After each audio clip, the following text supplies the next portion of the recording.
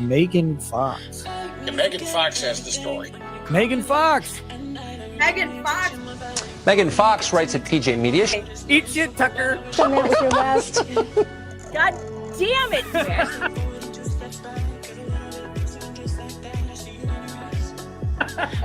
I cried for 2 days. Megan, thank you very much for that. Oh, I can explain the bed thing.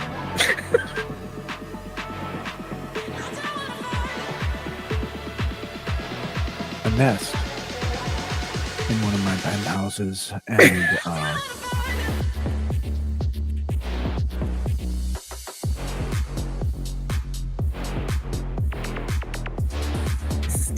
I had to pry a steak. It's like Jesus going to the temple. He's like, I got a whip. Get out! Get out! I would have thrown them all off the balcony. Megan Fox. She's the devil. And honestly, Megan, if you don't like it, I'm sorry. There's something about the way that you say my name. Make me forget everything when you call Megan. Megan. Megan Fox. Megan. Megan. Megan Fox. I've been very nice to you, although I could probably maybe not be based on the way you have treated me, but I wouldn't do that. You've never met a bitch like me. You want to tangle? You want to go? Holy shit. Holy shit. Too much cussing on this. I guess we didn't bleep it, so we got to turn it off. But You pissed off the wrong woman. oh my God, I have been assaulted. What are you gonna do when Megan Fox runs wild on you, brother? She's the devil.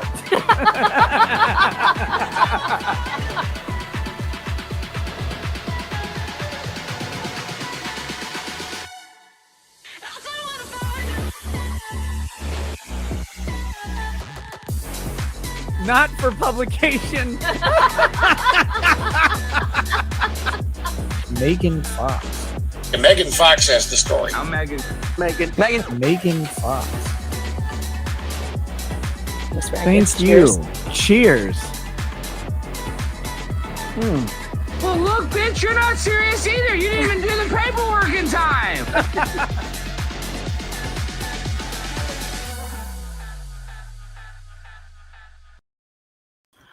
Good afternoon. I'm Megan Fox. I write with pjmedia.com. Thanks for being here. There is breaking news about the Idaho 4 murders. It's great news. There's an arrest, and joining me right now is defense attorney extraordinaire from Florida, Steve Gosney, one of my favorite people, crimelaw.net. How are you? Good. I even promoted you a little bit on the Legal Vices stream. I said, who great. the person I want to hear from is Megan Fox. Because you've been covering the Idaho murders and your reporting is exemplary. I mean, we can go and we can see all the AP releases on every news media site repeating the same old stuff, or we can hear from a real reporter who's really doing her work. And I want to know exactly what you've dug up. And I have a little bit of insight, but I want to hear what you've got to say. Oh, well, I have found some interesting things. I haven't had a chance to do a whole lot on this myself, but I found some terrific reporting today at the Daily Beast, of all places. And actually, I got to tell you, the Daily Beast has actually been really good on a lot of these cases that the media just kind of glosses over. And it's funny how alternative media has become like the real, shoe leather type journalism that you don't get. I want to share this. I want to share this right now with you from the Daily Beast. This is an article about the arrested suspect. His name is Brian Koberger. He is a criminology student, a PhD student, 28 years old. And the Daily Beast dug up a bunch of stuff about him. Let's read through this. This is his picture. And I don't know what it is about the physical attributes of alleged murderers, but if this is the guy, he sure does have the look. I'll just say it. I know you're so tough. I don't know. He's just an average dude. You think he's an average looking dude? Yeah, Wait, I don't that think picture, so. That picture Well, it's all this is not a look. great one. That's Yeah. his. Oh, good Lord, the eyes. It's all in the eyes, Steve. Really? I don't know. Oh, I don't know. I don't like it. Gives me chills. Gives me chills. Well, it's, That I doesn't think, mean he's guilty. It certainly doesn't mean he's guilty. I want to see the evidence that the cops have for sure. But I don't think they would have made this arrest if it wasn't pretty airtight. I think well, that's what they've been. I have some theories about this, but we'll get into a little bit. So, but I remember you were reporting about some stabbing in Washington too. So I'm wondering if you've put There were anything. two. There were two stabbings. Well, but the police tell me in Washington that it's not related. They don't believe it's related. But then again, they could be lying. You know, who knows? There were two unsolved stabbings within 7 hours of Moscow, near the same dates and the same time of night, 3 a.m. I also find it kind of interesting that he was arrested at 3 a.m. So the SWAT team broke into his house at 3 a.m. and dragged him out of it at the same time that it's alleged that he did these murders. I find that kind of interesting. Mrs. Doubtfire wants to know, why am I using the Daily Beast? Because I hate liberal media. That's really not true. I'm using the Daily Beast because I look at all different sources. And right now, the Daily Beast has the most information on this, and I just gave them credit. They actually did really good work on the QAnon mom stuff as well. Some of it was fake news, but most of it was good research. So I like to keep them on my list of sources to read. But let's go through this because there's some new information here you won't get anywhere else. More than 6 weeks after 4 University of Idaho students were found murdered in their beds, police finally made a move on Friday, arresting a 28-year-old criminology student, Steve, how do you like this, who studied just miles from the off-campus residence that became a brutal crime scene. A local law enforcement source confirmed to the Daily Beast that an arrest had been made out of state. Citing unnamed sources, NBC News, Fox News, and local outlet KHQ reported that the person was taken into custody in Monroe County, Pennsylvania on Friday morning. Arrest records were identified the person as 28-year-old Brian Christopher Koberger from Albrightsville, Pennsylvania. He was ordered to be extradited on January 3rd during a hearing Friday morning. NBC News reported that a white Hyundai Elantra, the same car everyone was looking for, was towed from the same Albrightsville house where Koberger was arrested.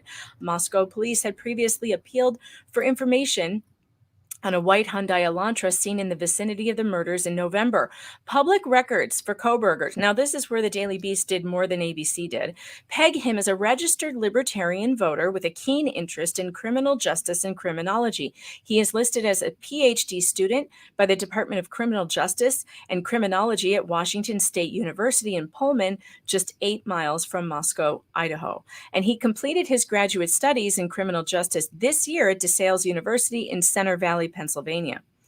In a since-removed post on Reddit from 7 months ago, Koberger asked ex-cons to participate in a DeSales research project that sought to understand how emotions and psychological traits influence decision-making when committing a crime, and understand the story behind your most recent criminal offense. And by the way, I don't know if they go into this because I haven't read it yet. Some of the questions he asked were on the survey were things like, did your victim struggle? Oh, chilling stuff, you guys. Chilling stuff. Well, I don't know. I'm going to play the skeptic. I'm going to push back against you today because that's he's studying criminology, right? So what? Right. So anybody who studies criminology is going to study this kind of stuff. Right. Definitely. But if he really did do this, it's like, oh, he's like becoming an expert in criminology and how to get away with a crime. Well, I have a master's degree in criminal justice. So this guy is also on my path. I'm just playing a skeptic here. I don't want to read too much into it. I'm going to lean against you a little bit. So.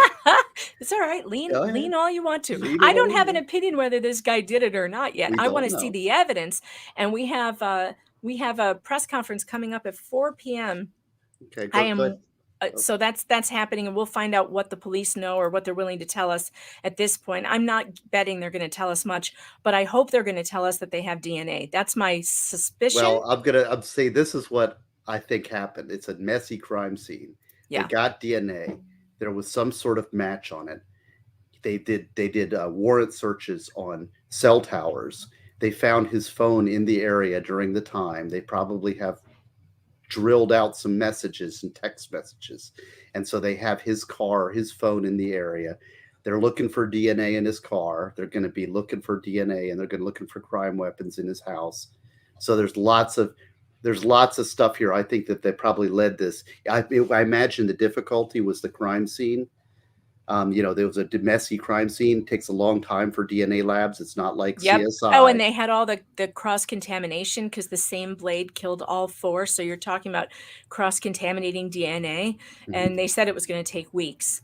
But we'll see. Let's see if we got a confession out of him. Yeah, we don't know any of that yet. We don't know if there was a confession. We don't know even what he's being charged with. I think it's going to be first-degree murder, but we'll see. My sister Stephanie makes a very good point here. She says the Daily Beast did a good article on the dogs on death row. You guys who have been following me a long time remember the dogs on death row story, the case that my sister fought and won in court, freeing 2 dogs who were falsely accused of killing Big Boy the cat. They were freed from death row based on her good legal work and detective skills that she had employed. It could have been that coyote that was caught on the trail cam, and certainly not are those 2 wonderful dogs who are now at home with their owner. But yes, the Daily Beast did great reporting on that story. So the Daily Beast sometimes does really good journalism. And yes, they do slant to the left, but that doesn't mean we should throw them out as a source, especially when they're doing good stuff like this. I will go where I find facts. I don't care where that is. And the Daily Beast, in my opinion, has proved a lot of their journalists have proven to me that they know what they're doing. Which is great. I love finding good journalism. And which fact here that they've recited so far is somehow biased? I mean, the fact is I sent you some stuff when his name first came out. I did a search and found that he was a PhD student at University of Washington, and so that stuff is available. But so anyway, well, they go and they talk to people who know him. This is great reporting. Let's see what they actually say. They actually found people who knew him. In his statement to the Daily Beast, a spokesperson for DeSales said, on Friday, December 30th, DeSales University learned of the arrest of Brian Kohberger in connection with the murder of 4 University of Idaho students. Kohberger received a bachelor's degree in 2020 and completed his graduate studies in June 2022. As a Catholic Salesian community, we are devastated by this senseless tragedy. Our thoughts and prayers are with the victims' families during this difficult time. A Brian Kohberger was also listed online as studying psychology in 2018 at Northampton Community College in Albrightsville, where he was a member of Psi Beta and got involved in raising awareness of hidden disabilities. He was also employed as a part-time school security officer by the Pleasant Valley School District for several years until last year. Nick McLaughlin, 26, who was friends with Kohberger in high school and vocational school, had been following the Musco murders, told the Daily Beast he was floored to see Kohberger had been arrested.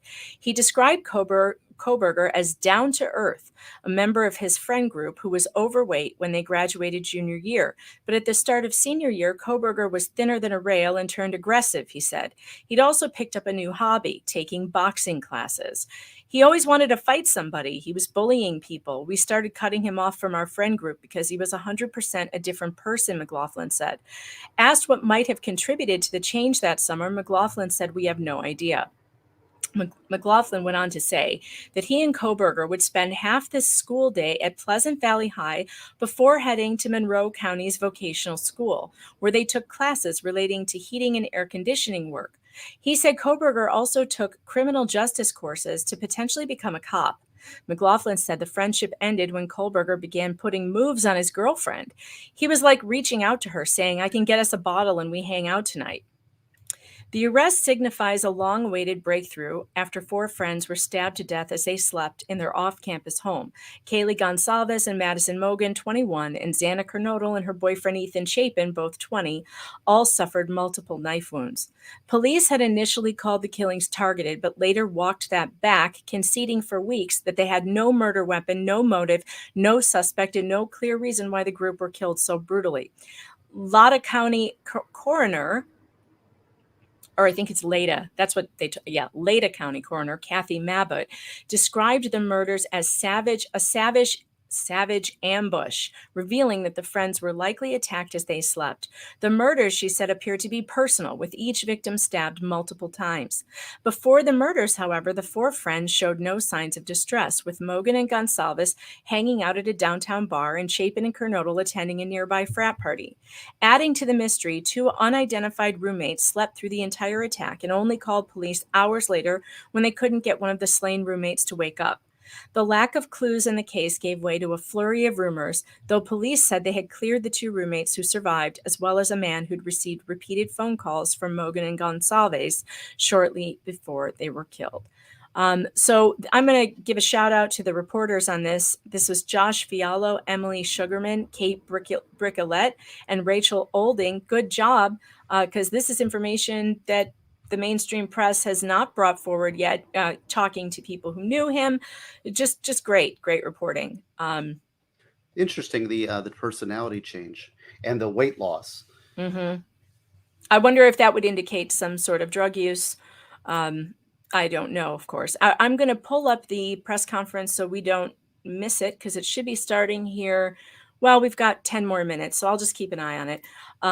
But this is very interesting, and I do want to say, I hope, if this is the right guy, if the police got their man here, what a wonderful Christmas present for the families, that they can sleep a little easier. If this is the right guy behind bars, the best we can hope for them at this point for the family is that they get justice.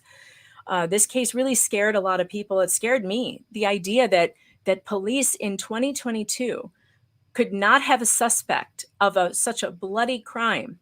But, see, this guy is very educated, and this is a little unusual. I mean, this isn't that's one of the reasons it's interesting, and I think the reason you picked up on it. Not only is it a mass murder, but it was unsolved, and so, this guy, he's a security guard. He wants to be a cop. He's obviously very well educated, got a criminal justice degree. So, he's probably a very calculating person. And if this is the guy, he could be a very dangerous guy because he knows the insides of the system. I mean, like I always tell my son, like, I'd be a great murderer. Yeah, because it's like, you're or like studying. a consigliere knows all the insights. It's like, if I had to design a murder, I'd be pretty good at it. And the thing is that that's why I think it probably was a good crime scene. And I really suspect that this was DNA driven. I do too. Too. That's what I'm guessing. And I'm hoping that if that's the case, the police will tell us that they got a DNA match. I don't see any reason why they wouldn't be able to say that if that's how they got him. It wouldn't, prejudice the case at all. I think at this point, if those are the facts, those are the facts. So we'll see. Now, I did find something very interesting. Have you guys ever seen that show Mindhunter on Netflix? It's not Chris Angel, Mind Freak. No. Mindhunter is a fictionalized story of a real group of investigators at I think the FBI. Hold on, let me pull it up here. Because it was based on the history of this one woman and her team of investigators who basically, here it is.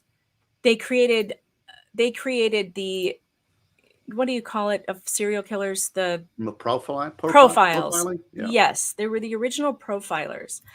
And the woman it was based on was actually interviewed on a YouTube channel. Let me pull that up, because she had this was before the arrest happened. And this was her guess about what kind of a person they were looking for in this case. And this is really interesting. She believed, so this is her, Ann Burgess. Let me pull this up so you guys can see it. So she was interviewed on the Interview Room, which is a YouTube channel. She gave her opinion of what type of guy that she thought they should be looking for. I want to listen to a couple minutes of this. It's very interesting. Well, when we look at this case, what do we know? What do we hear? And again, we're only going on information that has been released, very little. But this is a case where, and from the victim standpoint, it's a blitz style. A blitz style means that there is no prior interaction before. In other words, victim and offender don't talk, don't do anything. And it's in the middle of the night. It's in a room that we presume is dark. We've had no information that lights were on or anything like that. So we want to ask, well, what type of personality would do this, that would uh, take a very vulnerable victim, two victims actually, and kill them as they did in a matter of hours. So it's not someone that's going to be very extrovert, in my opinion, because it's not like a Ted Bundy kind of thing. And I have to go on the data that I have, which was with serial killers, and the ones that we looked at. And that tells me that it's not going to be someone that's really good that interacts that well with people. So I suspect and would say that he's isolated. I think it's a he. I do not think it's a she. And has to have complete control over a victim that's sleeping and is in the most vulnerable position, is in bed, sleeping, so to speak. So from a personality standpoint, I would say that's where I would start. There certainly could be, anything's possible, but it really looks, in my opinion, like it's one person. To have two people or more than, unless it was like a gang. I mean, sometimes you hear these horrendous things on gangs, but it doesn't in any way seem to have that part to it. So I would say it's one person who has had the house under surveillance or had the victims under surveillance and knows to some degree what their routine is, so to speak. That he has planned it. I absolutely agree with what Greg has said, has planned it. And the dark is very important. I think Gary really emphasized that he commits this in the dark has a certain importance to it, that he can't see, doesn't want to see, or I don't know, turns the lights on. We don't even know that if the lights get turned on at any point in this. It seems hard unless there was the moon out. I don't know whether they have checked on how bright was it outside. I'd like to know that. So sometimes you can get a very full moon and get some light coming in. But he had to have known enough about the location of the rooms to get where he got to, and at least get to 2 floors. Why didn't he did he let 2 of the victims go on the first floor? Why didn't he let one of the victims' rooms go? We don't know. But at any rate, I would say 1 to answer your question. I think we're looking at 1, but I wouldn't rule out 2 it would be much harder, I think, to commit this with 2. And I would have thought there'd be more evidence of like footsteps, leaving, or footprints leaving the house. So I kind of love her, and I think it's interesting that she has this. So we're going to find out, is this profiling thing, is it pretty accurate? We're going to find out, like, was he introverted? Was he isolated from others? Is he not good with people? I found that part really interesting. Like, she believed that the way that these people were murdered indicates to her that the murderer is not good socially. With the darkness and the lights out and the not facing it. That's interesting to me, Steve. Is that something that you learned in criminology? No, I didn't do psychological. I did criminal justice, which was basically a theory of crime and theory of policing and things like that. But yeah, I don't know. I'm not sure if I'm as impressed. I'm going to be your skeptic today because I'm not as impressed with that, because I think it's obvious that it was a male. I think it's obvious that. Yeah, I mean, I thought it was too. It's obvious it's a lone wolf. It's somebody's at night. I don't. None of that really seemed to be a blow me away kind of revelation. If she had said something like he's an educated, person who's probably a student who's in the area, or something like that, something that would be a little more in sync with this suspect. But I didn't hear that. So I don't think she also said, she also says later on, because it's kind of a long video, she also says later on she believes that he's killed before, not necessarily people, but possibly animals. She believes that this is somebody who has practiced. No, I mean, that's one of the other things that drove the interest in this case, is it's a possible serial killer. And we had speculated about that last time we talked about this case, and the fact that it's nipped in the bud is good, because it was an unescaped person, and that we were maybe linking some of these other crimes. it's possible, and I don't know. She said also about that, about him being a potential serial killer. She said that she strongly believed he would kill again, Yeah. based on the type of murder. She believed that when it died down, when the press coverage died down and the euphoria died down, that would be a very dangerous time for this person to still be out there. So if this is the person, uh, everyone should be breathing a sigh of relief, because that was what was so scary that we were talking about last time, was that this is one of those types of cases where it's like, this guy either has been undetected and been doing this for a while, or he's about to start. Like, this is not just a one and done. No. Right. And it's until you really know the crime scene, it's hard to say. But the fact is, it sounds to me like this was very planned, very targeted. He went into the second floor, didn't disturb the other floors, so he scoped it out beforehand. Obviously, there was an attack on sleeping people, and then when the other people got up, he attacked. There was defensive wounds, right? Weren't there? The other people were a lot, right? I mean, a couple of them were killed asleep, and the other ones were up. Did we know that? I think they were all asleep. They were all, but I'm sure once the first attack comes. But there were some defensive wounds, so he definitely fought with at least two of the victims, I believe. I want to get to the super chat that came in. Sharon, thanks for sending the super chat. She says, "Thank you, Steve Gosney, for being here with our favorite reporter." Thank you, Sharon. My favorite reporter. Yeah, I'll tell you what. This is do you remember, did I show you the house, what it was like on the inside? Because the house is like a maze. So it's really interesting that he got to the bedrooms where the people were, because the house is not easy to navigate. So I had the feeling anyway, that you would have to know this house, and you would have to know the layout in order to find the bedrooms. It was all very weird. Like, well, I'm very curious to know if there was any. I mean, what was the interactions for these people? Did he target? Was it a stranger thing? Was he rejected by one of these women? Was he a friend that was now an alienated friend? I mean, what is the connection between him and these people?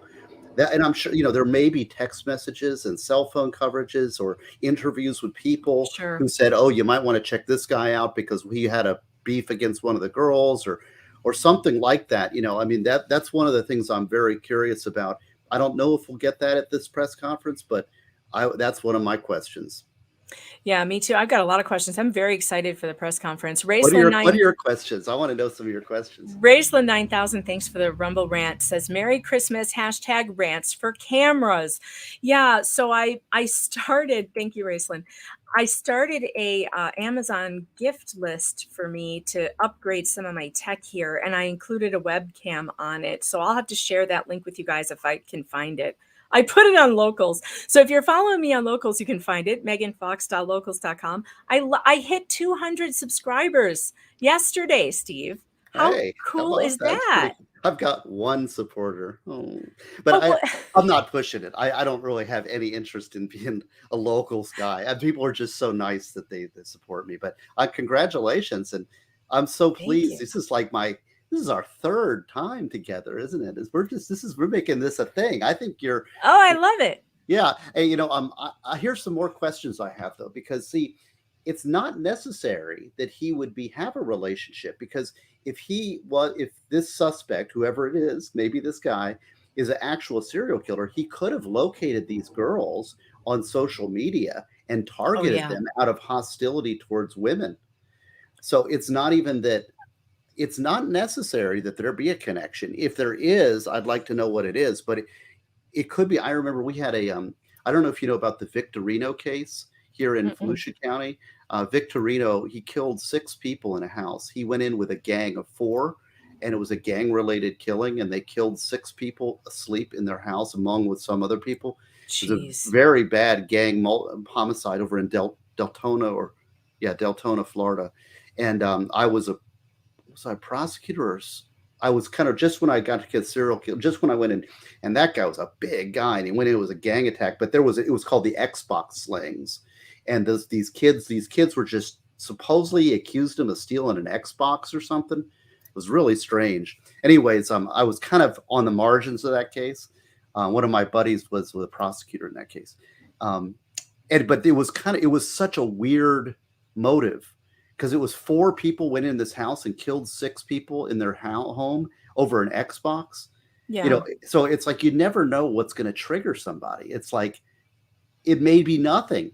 Maybe who knows what the connection is? I'm very curious about what these connections are. Yeah, all my questions really. Oh, here it's starting. Here we go. Berger resides in Pullman, Washington, and is a graduate student at Washington State University. We will provide as much information as we can about the extradition to Idaho and the criminal process. However, due to Idaho state law, we are limited in what information we can release today until Kohlberger has his initial appearance in Idaho court. I want to express my appreciation to our local community, the people of Idaho, and those throughout our nation who provided information to help us investigate these murders has been very impressive. We've received over 19,000 tips, and we've conducted over 300 interviews. To recap this case, on the evening of November 12th, Kaylee and Madison arrived home at about 1:56 a.m. after visiting a local bar and street food vendor. Ethan and Xana were at the Sigma Chi house before arriving home around 1:45 a.m. The 2 surviving roommates had also been in the community but returned around 1 a.m. On the morning of November 13th, a 911 call was made at 11:58 a.m., reporting an unconscious person at the residence. The call came from inside the home from one of the surviving roommates' cell phones. Moscow police responded and found 2 victims on the 2nd floor and 2 victims on the 3rd floor. On November 17th, autopsies were conducted, and the Latah County coroner confirmed the identity of the 4 victims. Cause and manner of death was homicide by stabbing. Some had defensive wounds, and each had been stabbed multiple times. These murders have shaken our community, and no arrest will ever bring back these young students. However, we do believe justice will be found through the criminal process. This was a very complex and extensive case. We had developed a clear picture over time, and we stand assured that the work is not done, but be assured the work is not done. This has just started. Since November, we have remained laser focused on pursuing every lead in our pursuit of justice for the victims and their families. I recognize the frustration with the lack of information that's been released. However, he's not going to release any details in this criminal investigation might have tainted the upcoming criminal prosecution or alerted the suspect of our progress. We will continue to provide as much information as we can as the process moves forward. Today, I want to specifically thank our dedicated Moscow Police Department detectives, patrol officers, the Idaho State detectives, the Idaho State troopers, and the crime lab technicians and scientists, and the Federal Bureau of Investigation. That's the prosecutor. For the resources and personnel to conduct this massive investigation. It was the dedication of them. I'm not and the convinced it's not Santa Claus. And the numerous hours that led to an arrest. Fortunately, these highly skilled people worked together as a cohesive team to solve this case. I also want to thank our community and the nation. Over the past 6 weeks, I've been continually reminded of how much our community cares. Locally, public support has been exceptional with kind words, food for investigators, and letters of support. You will never know how much your words of encouragement help us through these trying times. I appreciate each of you and each of your kindness. Agencies and individuals from across the nation have reached out to us to express their support to this department. I'm reminded how our Moscow community, our families, and the nation has been impacted by this daily. Finally, I do want to thank our media partners for the help. You kept this in the news. You helped us with tips. You kept things going, and we truly appreciate that. And you are the product of those 19,000 tips that we received, which is an impressive number. I would like to invite Bill Thompson, the county prosecutor, up at this time. Who also might be Santa Claus. Good afternoon, folks. My name is Bill Thompson. I'm the Latah County What prosecutor. a beard. It's And fantastic. it's sad to be this here, but guy. happy to be here at the same time. As Chief Fry indicated, a criminal complaint was filed yesterday here in Latah County, charging the defendant, Mr. Kohlberger, with 4 counts of first-degree murder, in addition to felony burglary, which involves entering the residence with the intent to commit the crime of murder. Ooh. Mr. Kohlberger, and let me preface, there is a pending case now in court, and I and my office and the investigators have to live with the restrictions that our Supreme Court places on pretrial publicity. That said, I promise you we will share with you through the court process or otherwise whatever we are allowed to. I just appreciate your patience on that. The factual basis for the charges are summarized in what's called a probable cause affidavit that is on file with the court. According to the rules of the Idaho Supreme Court, that is sealed until Mr. Kohlberger is physically back in Latah County and has been served with the Idaho arrest warrant. Damn. At that time, we expect that that affidavit will be available to you so you can share the true facts with all of your readers and your watchers and your listeners and all the people who are interested and really need to know what's going on. So that's please January have 3rd. patience with us on that. We hope to get that to you as soon as we can. As far as Mr. Kohlberger, I can share with you that he is a graduate student at Washington State University and has an apartment residence over in Pullman. He has had an initial appearance in front of a judge in Pennsylvania. He is being held without bond, and the warrant from our magistrate judge here also provides for no bond. We understand that he's scheduled to be back in court in Pennsylvania next Tuesday afternoon, and that a public defender has been appointed for him there. The process at this point is, since he was arrested in another state, he has the opportunity to either waive extradition and return voluntarily to the state of Idaho, or if he prefers not to waive extradition, then we will initiate extradition proceedings through our governor's office. If we do that, it can take a while for him to get here. So again, I'm asking for your patience and understand that's just the way the system works. How long is a Once while? he gets here, he'll have an initial appearance with our magistrate. They'll deal with issues such as making sure competent counsel is representing him, and the case will be scheduled for further hearings. Your primary source of factual information is going to be the court record, because that's what the Supreme Court says we need to refer you to. So please pay attention to what's going on in court and have people there to watch and hear what's being said. As an attorney, myself and my office, we are limited on what we are allowed by the courts to say outside of the courtroom. So please just work with us. Finally, as the chief indicated, this is not the end of this investigation. In fact, this is a new beginning. Y'all now know the name of the person who has been charged with these offenses. Please get that information out there.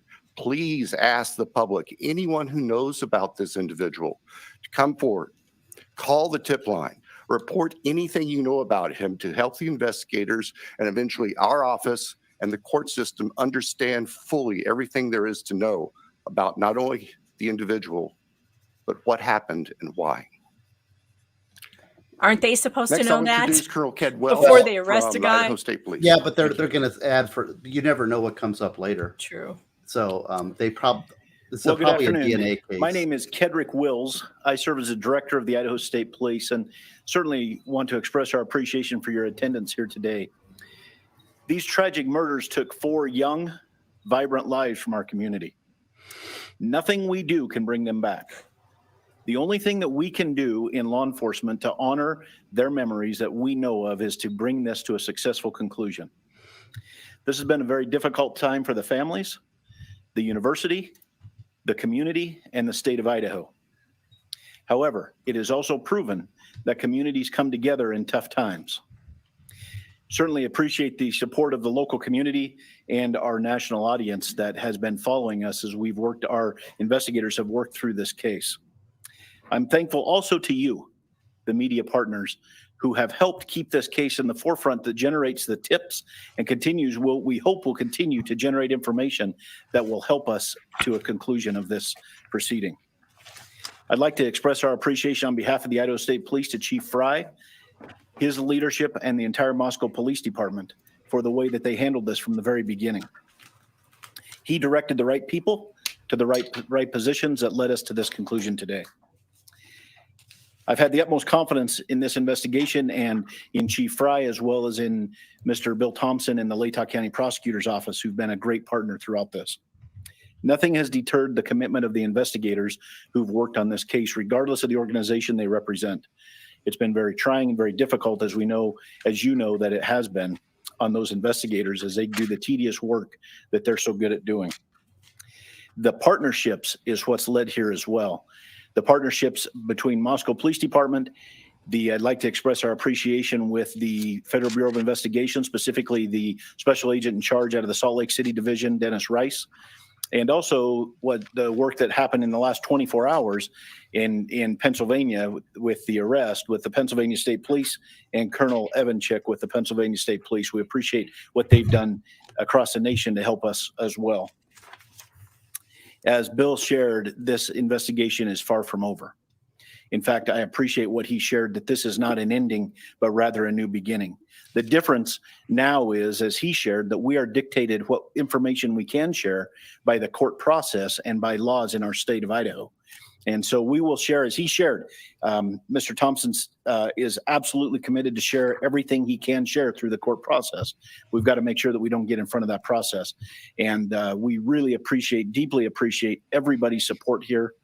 The relationships that were forged here and the partnerships that were forged have led to this. And based on that is why we're here today. And we continue to believe that the best way we can honor these 4 lives that have been taken is to make sure that we have a successful outcome here. One of the partnerships that's been forged throughout this is a partnership with the University of Idaho. And on that, I'd like to introduce the president of the University of Idaho, Mr. Scott Green.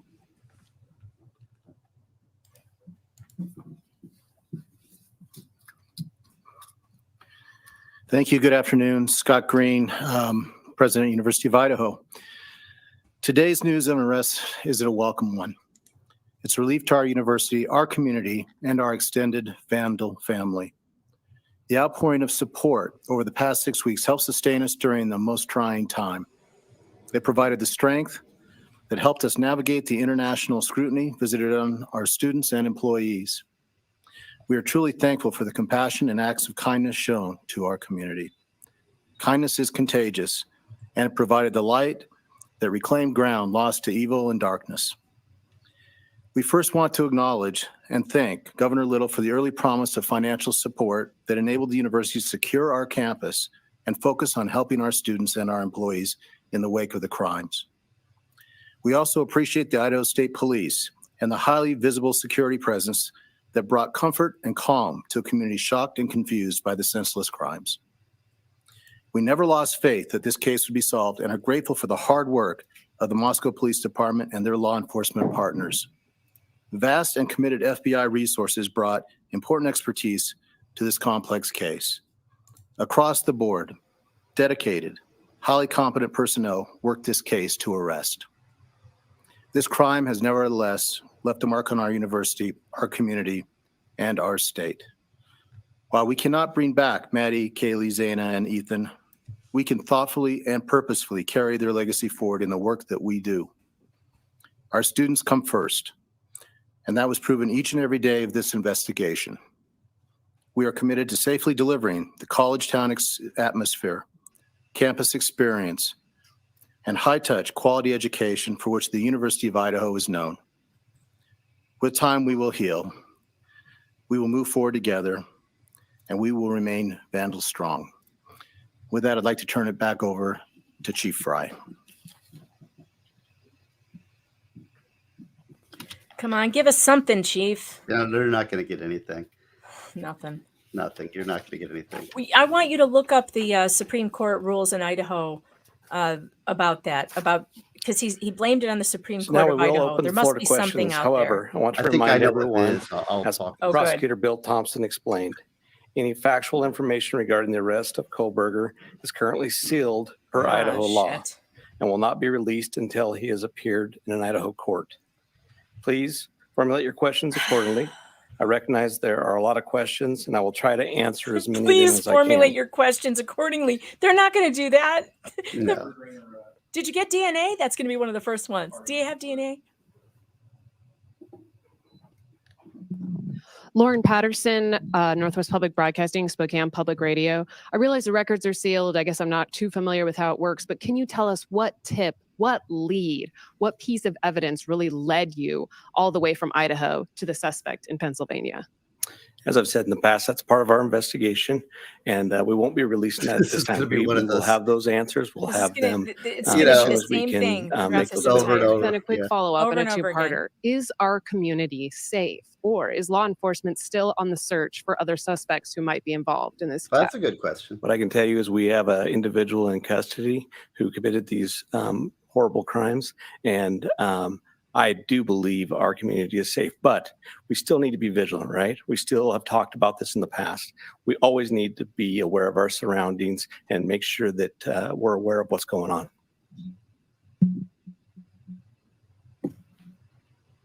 Yeah, the sound. Hi, Mimi's right. Chief. Yeah, the How sound is soon great. into the investigation did police and law enforcement begin to spot Mr. Kohlberger as a potential suspect?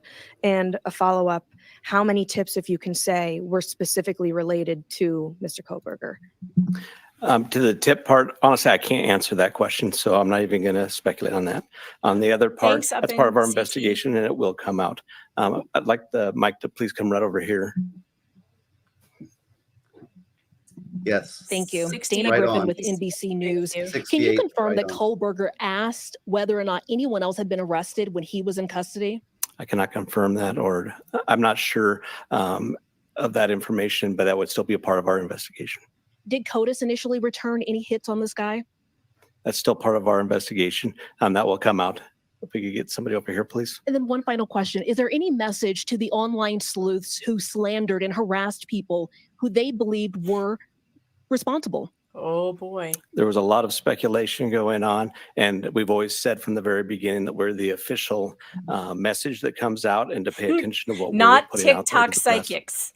Don't listen to the I'm Nancy TikTok Liu with psychics. News Nation, and we were over at the house this morning, and you told us that the remediation would begin today. Sharon. It was suddenly stopped. Can you tell us why? Yes. The answer house is yes. cleanup, We're all a bunch of slobs. has been halted, and that came by a legal request from the court. Christina Corbin, Fox News. Chief, have you identified a motive? That is part of the investigation, and that will come out as we continue the investigation. But what we still ask is for people to continually send us things in the tip line. We are still looking for more information. We're still trying to build that picture, just like we have stated all along. We're putting all the pieces together, and that will help.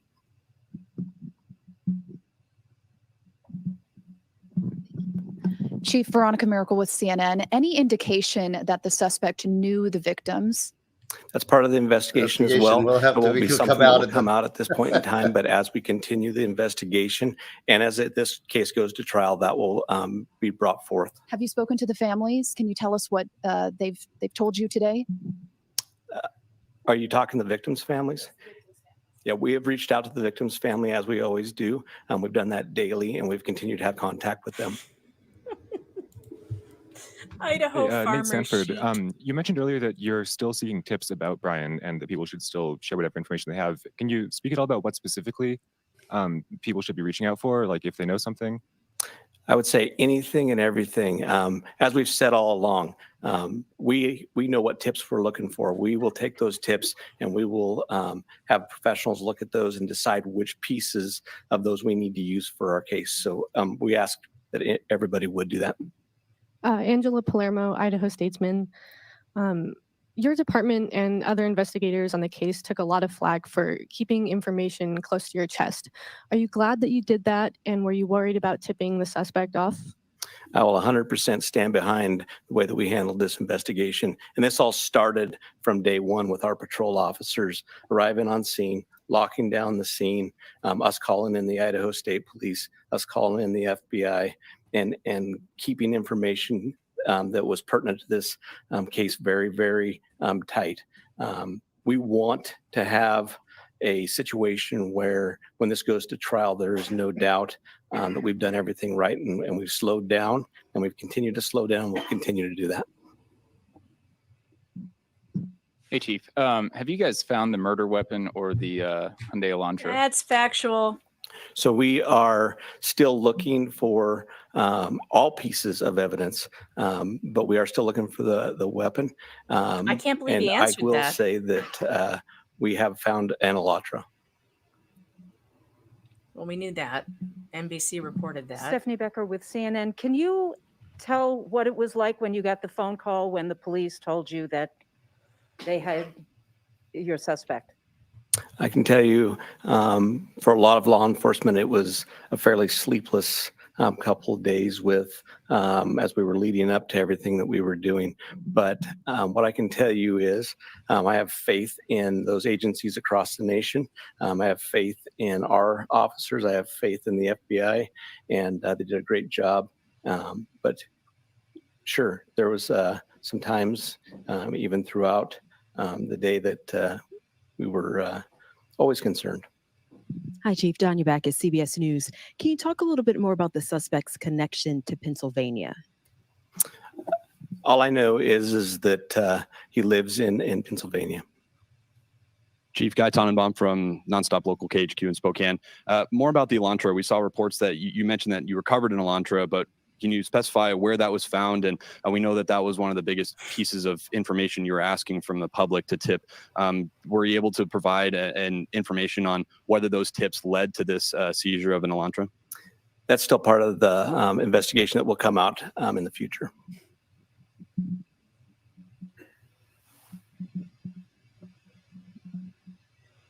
Marie, not yet. So Chief, far, he's Glenn just a Mosley, Idaho Public libertarian Radio here in voter. Moscow. The But give it additional time. police presence in town and on campus. Semester's coming. Is that going to continue? You will continue to see state troopers in the area. You know, we're talking to Latah County as well. You will see a presence of us that we're always have up on campus. We have assigned officers to that. too, So you will Thomas. continue to see a law enforcement presence. I'm going to take two more questions. I have a question for Mr. Kringle. Mr. Hi, Kringle. Chief. Julie Scott, ABC Mr. News. Kringle? Can you tell us if you eventually had a license plate number to the Elantra and how you tracked it to Pullman? That's still part of the investigation that will come out.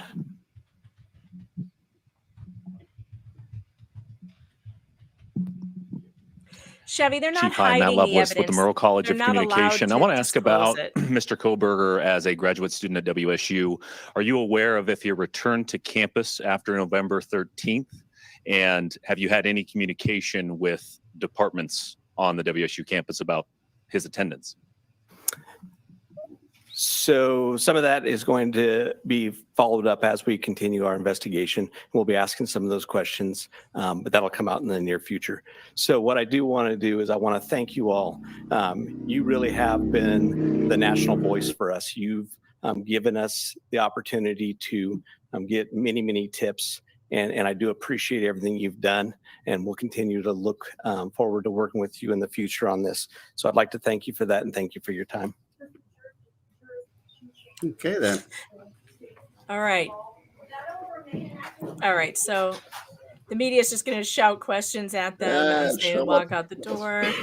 But that's it. All right. Let me turn this off, and we'll just turn this off. And okay, Steve, explain to us why can you not release factual information until the extradition is complete? Well, that is that's a good question. I'm not an Idaho lawyer. I'm a Florida lawyer. I will say that the reasoning, I would suspect, the reasoning behind that is is to not taint the jury pool, which is that they've been very careful about releasing anything. It's obviously a big media case. We have a big media case going on right now. I've been working on excluding reporters from the courtroom. Don't hate me for it. How dare you? But we have a big media case I'm working on, and You're fighting to exclude the reporters from the courtroom, Steve. yes, Steve. in a different case. But anyways, so I've seen, Where look, is I'm your on all. sense of decency, sir? Where is it? My sense of decency is with my client. That's what I'm it is. sure. But the problem is Do you think that you win? well, we're working on it. The thing is that the problem is that the media contamination of the jury pool, and a lot of prosecutors. I respect these prosecutors because they are playing by the rules. They're being very careful. They're not trying to poison the jury or fill the jury with a bunch of stuff that happened. They're going to let the court records speak for themselves. They're going to make their play in the courtroom, and that's the way it should be. I mean, it's frustrating from the media standpoint, and I guess I'm on the media side in this little venue, especially when I'm on your channel as a guest.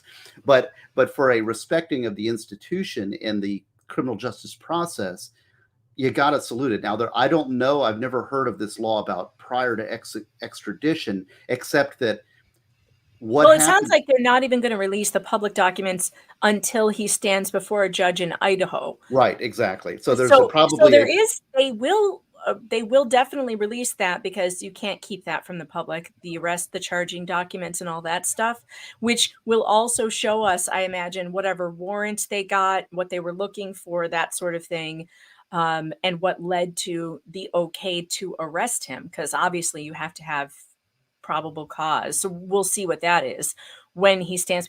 I'm interested though to know, like, what is this law in Idaho that keeps them from being able to release just that basic information until he stands before a judge in Idaho? I don't quite understand. I don't, it can't be jury tampering or jury poisoning because this is information that's going to come out before the trial anyway.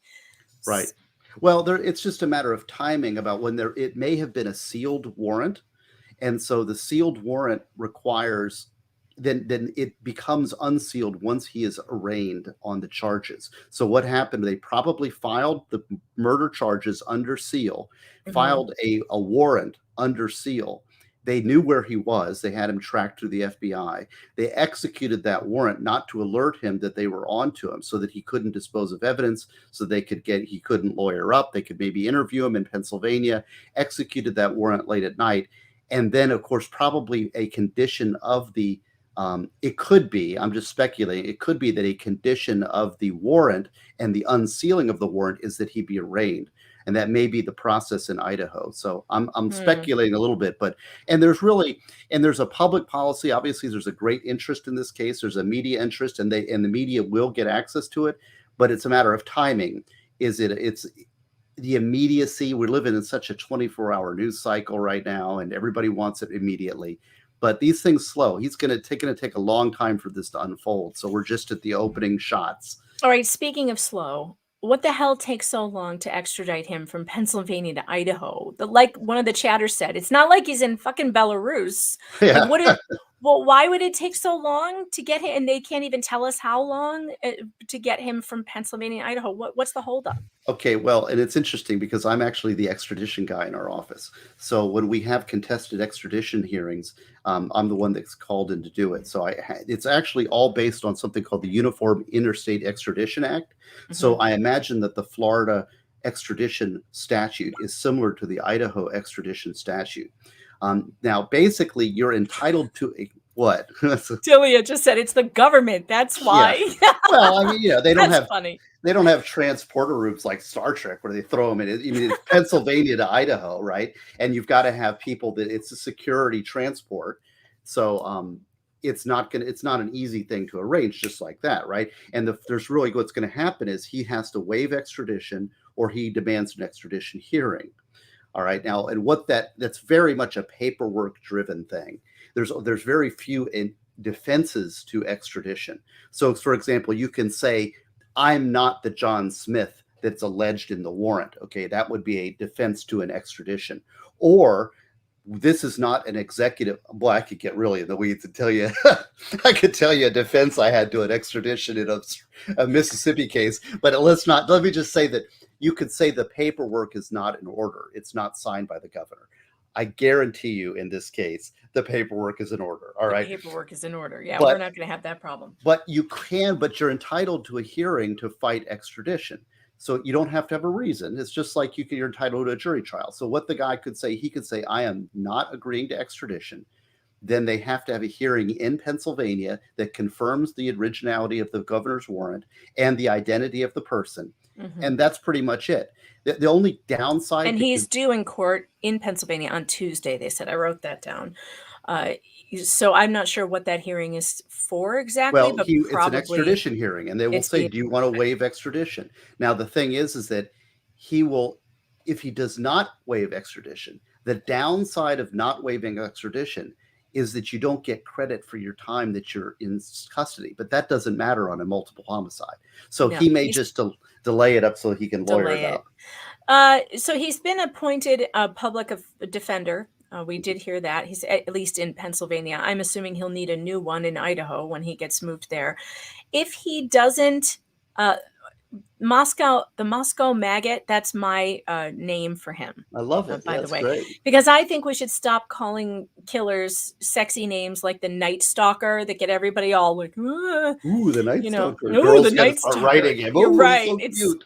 I think we should call them like, the Denver douchebag and the Moscow Maggot. The Moscow Maggot is great. So if this guy is potentially the killer, then the Moscow Maggot is what I've coined that name, and I think it's stuck.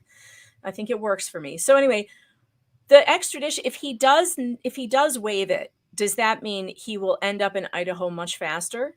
Yes. Yes. Now they could have an extradition hearing. I imagine this will be front burnered, so they could have an extradition hearing very quickly. And then, they have, I think it's either 30 or 60 days if you demand an extradition hearing, but they can have it just like that if they want. Courts can move fast if they want. And then it's a matter of the Idaho people coming out and getting him and securely transporting him, which again, they're going to want to do in a very forthright, quick manner. Yeah, quick way. so- SC Medic sent a couple of Rumble rants, says, now we know why it took so long to close the case. Poor guy had to take care of Christmas first. Now it's his off season. He also said, hope they are not trying to fly Southwest. Good point. Please don't do your extradition on Southwest Airlines. They're having trouble getting their planes off the ground. Yeah. So I think personally that, so the chat thinks he's going to fight it. I don't know. It just depends on what it doesn't matter. It's just a delay thing. Yeah, it's just a delay. He'll be back in Idaho before you know it. And Yeah. and if he fights it, they'll have an extradition hearing very quickly, I would suspect.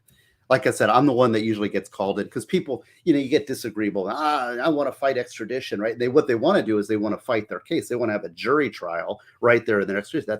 That's not what an extradition hearing. All it is are you the guy in the paperwork and is the paperwork correct? Really, that's it. And they know their guy. They know who it is. The paperwork's going to be correct. So he's not going to have a basis. He can delay it a little bit, but that's about it. Okay, some of you were asking, does Idaho have a death penalty? Yes, they do.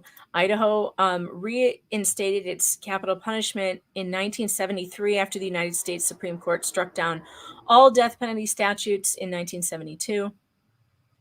So they do have an active death penalty. Their method of execution is lethal injection. Certainly 4 counts of first-degree murder will be a death penalty case. I mean, I can't imagine it wouldn't be. Is there a scenario, Steve, where in a death penalty state, you wouldn't ask for the death penalty in a quadruple first-degree homicide? Well, yes. There is, but it depends on the prosecutor. I don't know what they're going to do here. As far as the death penalty goes, I guess we're going to find out how based Chris Kringle is. Yes, that's right. Is the prosecutor, is Santa Claus going to go for the death penalty? This is an interesting question. It sounds, I'd say it sounds like a death penalty case to me, but I'm not a supporter of the death penalties, but Me either. But I think that if you're going to have a death penalty, this may be the case that they would impose it on, or they would seek it on, because it's a triple homicide of young people and Quadruple. Quadruple, and it's it looks like a targeted type thing. So, obviously. Well, they also charged him with 1 count of felony burglary. So that's Right. interesting. Well, Which, as he explained it, was in breaking in with the intent to murder. I didn't realize that was that's what the definition of felony burglary was. Well, okay, I love, this is why I'm on here, because I love this kind of education stuff. Yes, burglary is entering into a structure with the intent to commit an offense therein. Okay. So it doesn't have anything to do with stealing things. It sounds like when you say burglary, people believe that that's like theft, right? But it's not, right? No, it's to commit an offense, entering into or remaining in a structure with the intent to commit an offense therein. That's the defense of burglary. So the offense in this case is murder. So they're saying he entered the dwelling with the intent to commit first-degree murder. Now, if you enter a dwelling to commit theft, that's also burglary, but it's burglary. It's burglary. It's still burglary of a dwelling. So I'm a little concerned that they have not recovered the murder weapon. Well, yet we don't know that, because if he was a smart criminal justice major, he would sure as hell dispose of the murder weapon. I'm sure they're executing search warrants on both his lab and his house. home. He has an apartment at the university where apparently they were searching it today, is what I read. So perhaps they will find it. But it is a little. I mean, how tough is it to prove a case if you don't have a murder weapon? I don't know. Is that a big hurdle? No, you can prove it. I mean, obviously the people are dead. They were Right. obviously stabbed. So, for example, they may be they're going to definitely scrounge that car and every place that he was in for the blood of the victims. I guarantee that is the number one thing that they should be looking for. I mean, they're going to be looking, if the blood of the victims are in his office or in his car or on any clothes or anything in that whole house, they are going to look at that thing so carefully. And it's very hard. I'll tell you, there's a lot of blood, and there's going to be blood. If he's the guy, there's going to be blood in something. He's not going to be able to clean everything up. So yeah, no way. I mean, I said from the beginning, like, you commit a quadruple stabbing, you are going to be covered in blood. Blood spurts, it sprays, it goes everywhere. So there's no way, unless, was he wearing coveralls? Was this like a Dexter type operation? Well, but see, now he has a lot of education, and he may does. And because he pre-planned this, he may have, but the blood may see, the thing is, even if you have something covering you, he's going to get back in his car and there's going to be blood around. Now he's going to clean his car, but there's so many little intricacies here. It'll be interesting to see how the evidence develop. I mean, if his DNA is in that apartment and their DNA is in some location he is at, that's pretty darn strong evidence, especially if they can geolocate him with his cell phone. Oh, and I did a search in his Pullman. He said he has a Pullman apartment that is 15 minutes from Moscow, Idaho. Right. It's very close. In fact, when we were first looking at this case, I was looking at the map, and we were looking to see what was up, because that main highway runs right through Moscow. That's how you get in and out of town. It's it's US 95 or 94. I don't remember the name. But if you follow that road, we noticed it that day that it goes right to another university. It's literally runs right through Washington. I don't know what it's called, Washington University or something like that, in Pullman. So it's very close by. There were theories that this could be a student from the neighboring university.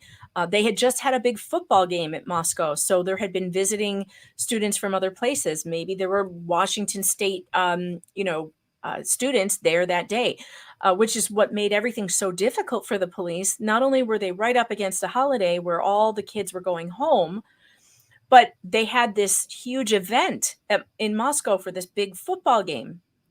You've got people coming in from everywhere, and it just makes it so much more difficult to speak to witnesses, to talk to, because they come in, they leave. So this is very interesting. Yeah, you would think Spirit Matter brings up a good point. If he had a phone, he would have been using a burner, or not have brought it if this is someone who is seriously, I mean, clearly he was Well, studying crime. He was, okay, so why don't we read his survey? Because that's pretty interesting as well. And like Steve says, it doesn't really mean anything. It's well, not, let's look at it because I'm interested because he yeah. could be using this criminal justice degree as an educating as a potential serial killer to educate himself how to be better. Mhm. Or let's look at it because I'm interested because I have done these type of academic surveys. I have a master's degree in criminal justice from University of Central Florida and have done these type of studies. So I'd be interested All to right. see exactly what he asks. Let's read it. This is the ask he put up on Reddit. And he said, research participation needed. Hello, my name is Brian. I'm inviting you to participate in a research project that seeks to understand how emotions and psychological traits influence decision making when committing a crime.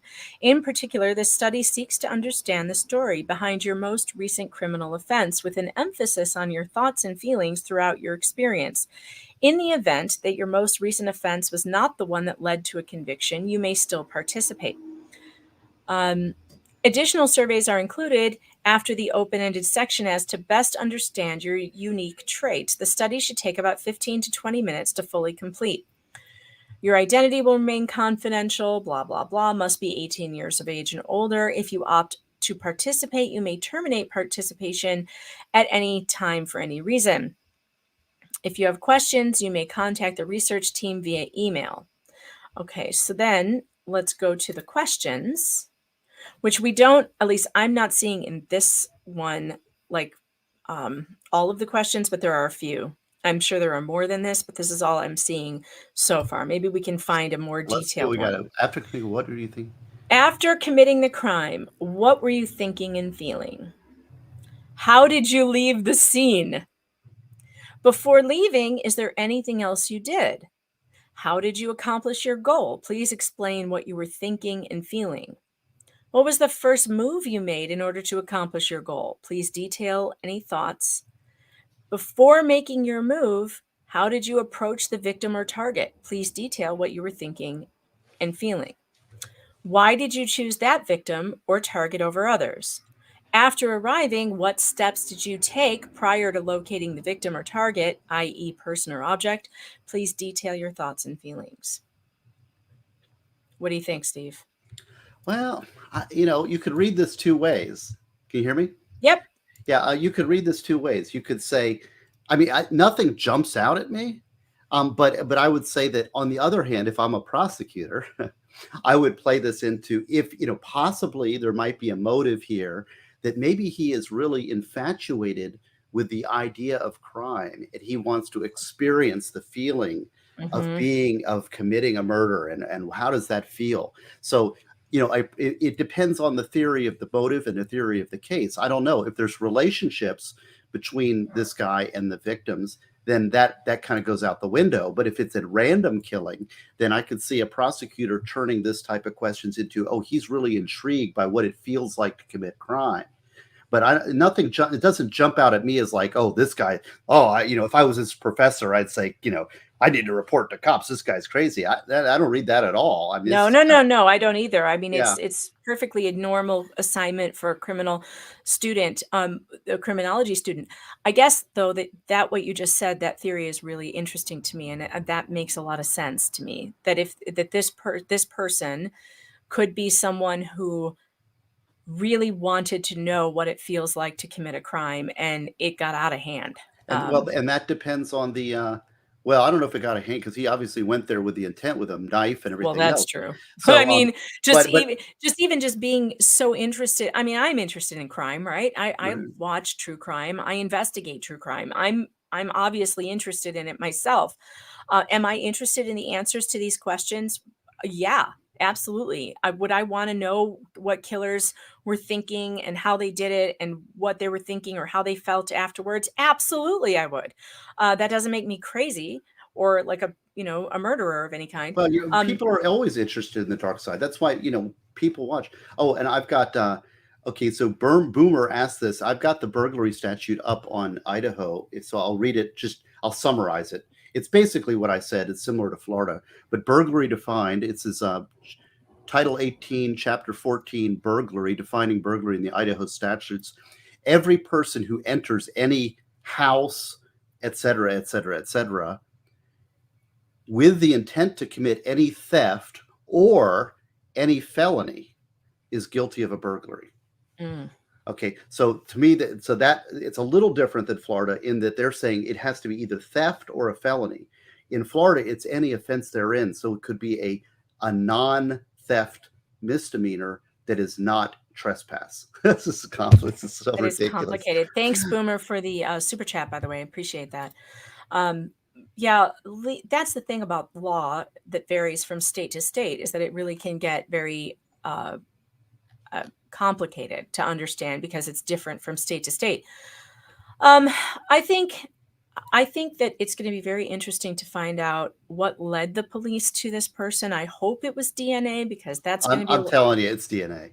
I don't know how you stab 4 people and not cut yourself. Like, it gets slippery. The knife gets slippery. Yeah. There's a struggle. People are fighting back. Like, you're good. There's going to be DNA, maybe under fingernails of the victims. I'd put money on DNA. I mean, just because of the time, the distance, the time. Yeah. I mean, how long ago was this now? November 13th. So yeah, about a month. Perfect timing. It just they got the DNA. Perfect timing for DNA to come back is what you're saying. Yeah. The cell phone towers, and they're doing. I mean, they're looking at everything. When they come in and do this, they're going to look at everything. And I don't know. Patty Leather says DNA is BS, not real detective work. Oh no, that's not right at all. That's not true at all. DNA is like about the only scientific evidence that's really good. That's really good. Yeah. But it doesn't necessarily explain everything, because see, the thing is, that's why the victim's blood at his location is really what they want to find, because they could explain, for example, his just touch DNA, skin DNA, through innocent contact. Right.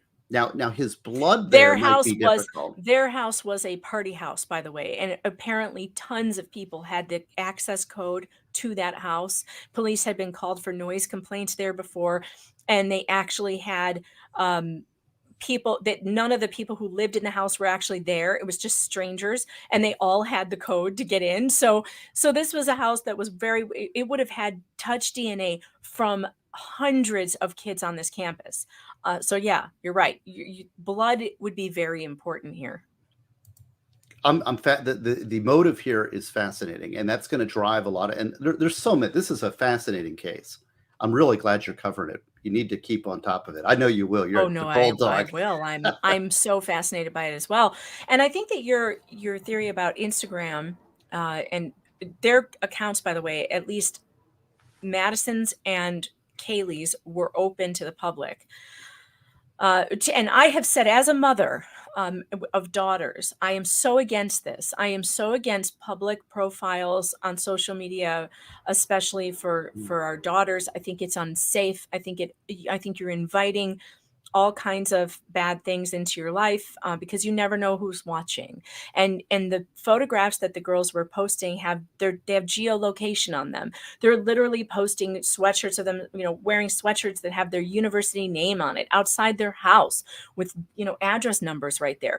It's not safe to be advertising your location to the general public at all times. Like, it's not safe. And it makes me sad that might have played into it. And I have a bad feeling that it did, although I could be wrong because we still don't know anything.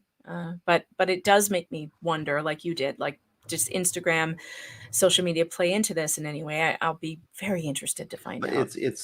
It's so unusual. Idaho is very safe. It's one of the safest states in the country. And, and that's one of the things that's so shocking about this, is that it is a mass murder in a small community that is not that's not used to this kind of thing. No, in fact, they have very low violent crime I looked at the crime statistics there in Moscow, and it's under the national average. I mean, they have more like petty theft type of crimes. Yeah, I tell you, we've had 5 murders within 2 blocks of my office in the last 2 years. Yeah, it's not like a Chicago or Miami. I mean, they don't have murders there very often. Yeah, and I mean, in the United States it actually rural United States is extremely safe. The murder is very unusual. This is in mass murder like this is very unusual. This is, and maybe that's one of the reasons we're so interested. I mean, there is sort of that rubbernecking perspective, but it's also, the telltale heart, what sort of darkness lies in the hearts of man, right? Yes. There is a morbid curiosity, but we're all capable. We all have that darkness running down the center of our heart, as Solzhenitsyn would say. And so to try, but then when you see this kind of thing, you're like, am I capable of this? And what is this about? It is a perplexing kind of the human condition. It's a meditation on the human condition. And, I think that we need to look into our hearts and reconcile ourselves with our dark shadow, and then be conscious about that and be positive and be and choose the right and choose the light and choose the good. But you can't suppress it and say, "Oh, I'd never do." That's like, we're all capable of crazy things. I mean, there's some great books on that about like the Polish experience during World War II. I think it's called Ordinary Men. It recounted about people, the family men would go to the prison camps and come back, and so how we're put in situations and what we are. That's one of the reasons we really like these type of things. So I'm looking into the Idaho's rules on cameras in courtrooms. It looks like, because people are asking, like, is this going to be televised? And I would imagine there is so much interest in this. The media is certainly going to try. However, oh boy, I just found on the Supreme Court of Idaho Court Administrative Rule 45, cameras in the courtroom. It says, audio-visual coverage as used in this rule means broadcast video, audio, and photographic coverage or recording of public proceedings before district and magistrate judges. Broadcast means the transmission. Well, we know what it means. The presiding judge maintains the right to limit audio-visual coverage of any public hearing when the interests of the administration of justice requires. Authorization may be revoked at any time without prior notice. So it sounds like they do allow it sometimes. But it says the presiding judge may, at his or her discretion, limit, restrict, or prohibit audio-visual coverage at any proceeding. Any decision regarding audio-visual coverage is not subject to appellate review. And audio-video coverage of the following proceedings is prohibited. There shall be no broadcast or recording of conferences which occur in a court facility between attorneys and their clients. Well, that makes sense. Between co-counsel of a client or between counsel and presiding judge held at the bench. There shall be no audio-visual coverage of notes upon the counsel table. So it sounds like they do allow it, but they have some restrictions. And the media is going to have to obviously go through the hoops to get the, and I imagine Court TV and Law and Crime, they're going to do it. I can't imagine that they wouldn't. And if they do, I'm going to cover this case. Yeah. But then again, Well, there will. may not be one, because if he pleads guilty, Yeah. it'll Well, just be the over. question is do they charge him with death and then they offer him a plea to life? Yeah. Or are they really actively seeking the death penalty, in which case he will get a full death penalty treatment? And I'm kind of curious. I wonder if how good the Idaho Public Defender's Office is on death penalty cases. Because here in Florida we have, and I mean, I will tell you, the death penalty public defender team is amazing. And it's nationwide. We have nationwide conferences. I'm part of it. And I don't know if they'd want to do, I mean, I love Santa Claus though. He looks like my kind of prosecutor. He seems real laid back and fair. I mean, maybe I like to work for him, but I wouldn't. I think it's hilarious thinking of Santa Claus moonlighting as a prosecutor in a small town. I love that idea. It's like a great novel or a movie idea. I just love it. I love the idea of that. On Santa's off time, he's busy locking up criminals. Hilarious. Delivering gifts to the children and then going in. Well, so I don't know. I mean, are they going to offer him life? A lot of that might have to do with the victim family input, the prosecutor. It's a prosecutorial decision. And if they're going to use that as a bargaining chip to try to get him to plead a life, if a life will be on the table, I don't know. These are all open questions.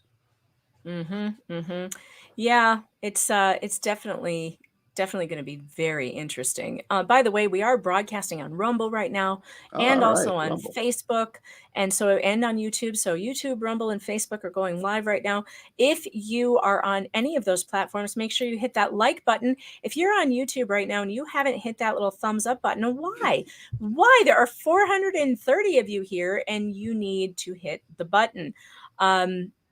I always forget until the creator tells me to hit the button. I don't know why, but I always do. We've only got 240 or so likes. Come on, guys, help me out with the algorithm. I know you can do it. Same as Rumble. You need to leave your DNA on the plusy button, okay, on Rumble. Make sure you get that DNA on there.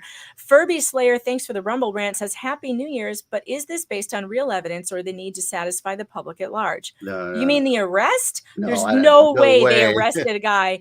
There's no way they arrested a guy for a quadruple murder without major evidence, right? Yeah, and the Right, way Steve? this was done was very methodical. I mean, I can smell feds, I can smell expert crime labs. I mean, this is Yes. Well, and they yeah. brought in the Fed. Look, I wrote a defense of the police early on in this case because people really wanted to, complain about the police and what they were doing, and everybody was worried. It's a small town, and maybe these cops are like Keystone cops. But look, police get the same training whether they work in Denver or they work in, Podunk, wherever. Oh, I mean, yeah. they get the same training. It's not like you get sent to a small town if you're a piss poor, you know, police officer. It was my hope from the beginning that the lack of information coming from the police was actually a good sign because they were protecting their case, they're protecting their information very, very closely. Now, as a member of the media, we want them to leak everything. I mean, I'm like, give me anything. But at the same time, you have to pull yourself back and go, but we want justice to be served. And if that's and if justice requires that this information be withheld from the public or even misinformation be given to the public, I'm okay with it because I want the guilty party to actually, go to jail. And do not underestimate small town America. I mean, the police departments in these small departments, some of them are the best cops around. I mean, I got to say, I've dealt with jurisdiction. Size of jurisdiction does not matter when it comes to quality of officers. Now, it's amazing to me that you can have such vastly different officers in different jurisdictions because you get some departments are just incompetent, but then you get a lot of these officers in these small towns. I mean, they're dedicated. They might not get paid a lot, but they're doing it because they're public service and public employees, and they're as good as anybody. So just because it's a small town, do not underestimate the small town or the Idaho folks with the big beards, You guys are killing me with the Santa jokes. Santa doesn't take plea deals. The idea of Santa sending someone to death row is wild. I know, it really I is. get Santa get up in there. This guy needs to die. Right? I don't know. He gives I you can't see some that. coal before he handcuffs you. Santa's naughty list brought to life. This is so great. The chats are so great. I know. I love the chat. You guys are killing me. Oh, so funny. And listen, for those of you in the chat who really think that small town police get different kind of training, that's not true. Police go to police academies, and they go to the same police academies that send police then to big cities and send police to small towns. They all go to the same academies, and they get the same training. I mean, obviously, it may vary a bit from state to state. It would have to because of laws that are different from state to state. But they're not, they don't have like the police academy for the hicks and the police academy for the big time police in big cities. That's not true. I think you guys are stereotyping small town police by saying things like small town police are lazy. Come on. I will tell you, broad. I mean, it's there's such a good broad and bad, brush. There's good and bad officers. There's in all departments. I'm from Chicago. I have run into the laziest cops in Chicago you cannot even imagine, okay? Believe me, lazy police are everywhere. It has nothing to do with where they are there are good cops and there are bad cops. Don't write off small town police. And by the way, I think I said this in my article defending them and their slow walk of this, that I guarantee you in a town like this with all these kids that they're responsible for their safety and the parents and the pressure and everything else. Those guys and women on that police force did not sleep at all. They have not slept. They haven't had a good night's sleep since November 13th. I guarantee you they are working overtime. They're there. They have been trying to catch this guy. If you were, put yourself in their position, like what would you be doing? The whole nation is watching you. You think you're going to slack off then? Now, I now don't think so. I'll push back again since this seems my role occasionally. I will say though that a bigger department, bigger departments in major jurisdictions are more used to dealing with this type of thing. Sure. So if you get a homicide, like I don't know if Moscow, Idaho has had a homicide in how many years, Not right? in many, I think 5 years or So five, you 5 or get a 6 road years. patrol deputy who's used to dealing with, trespassers and drunken Moscow students, right? Right. And all of a sudden they stumble into a mass murder crime scene.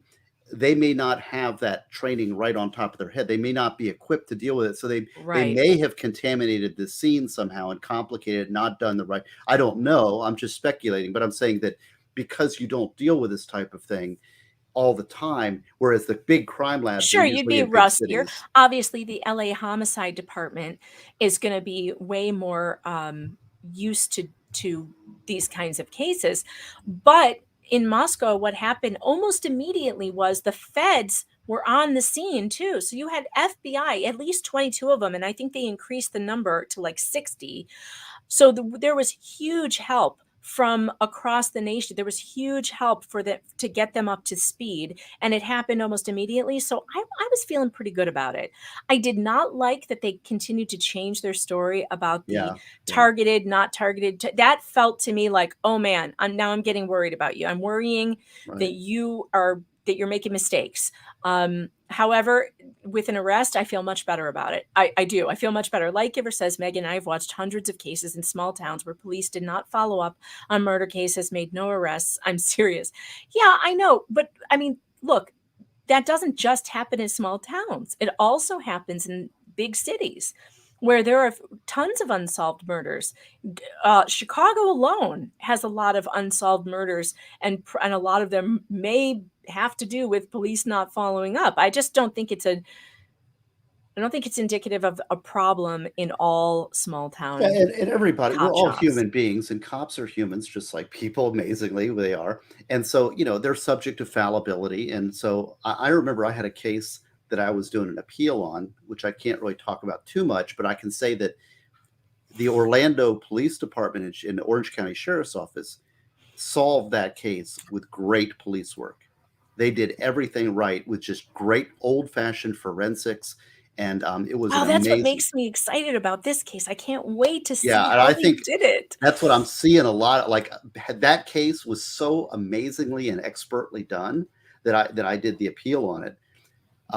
I was just in awe. And I learned so much about police techniques and different locations, different things that I'm sharing with your populace here.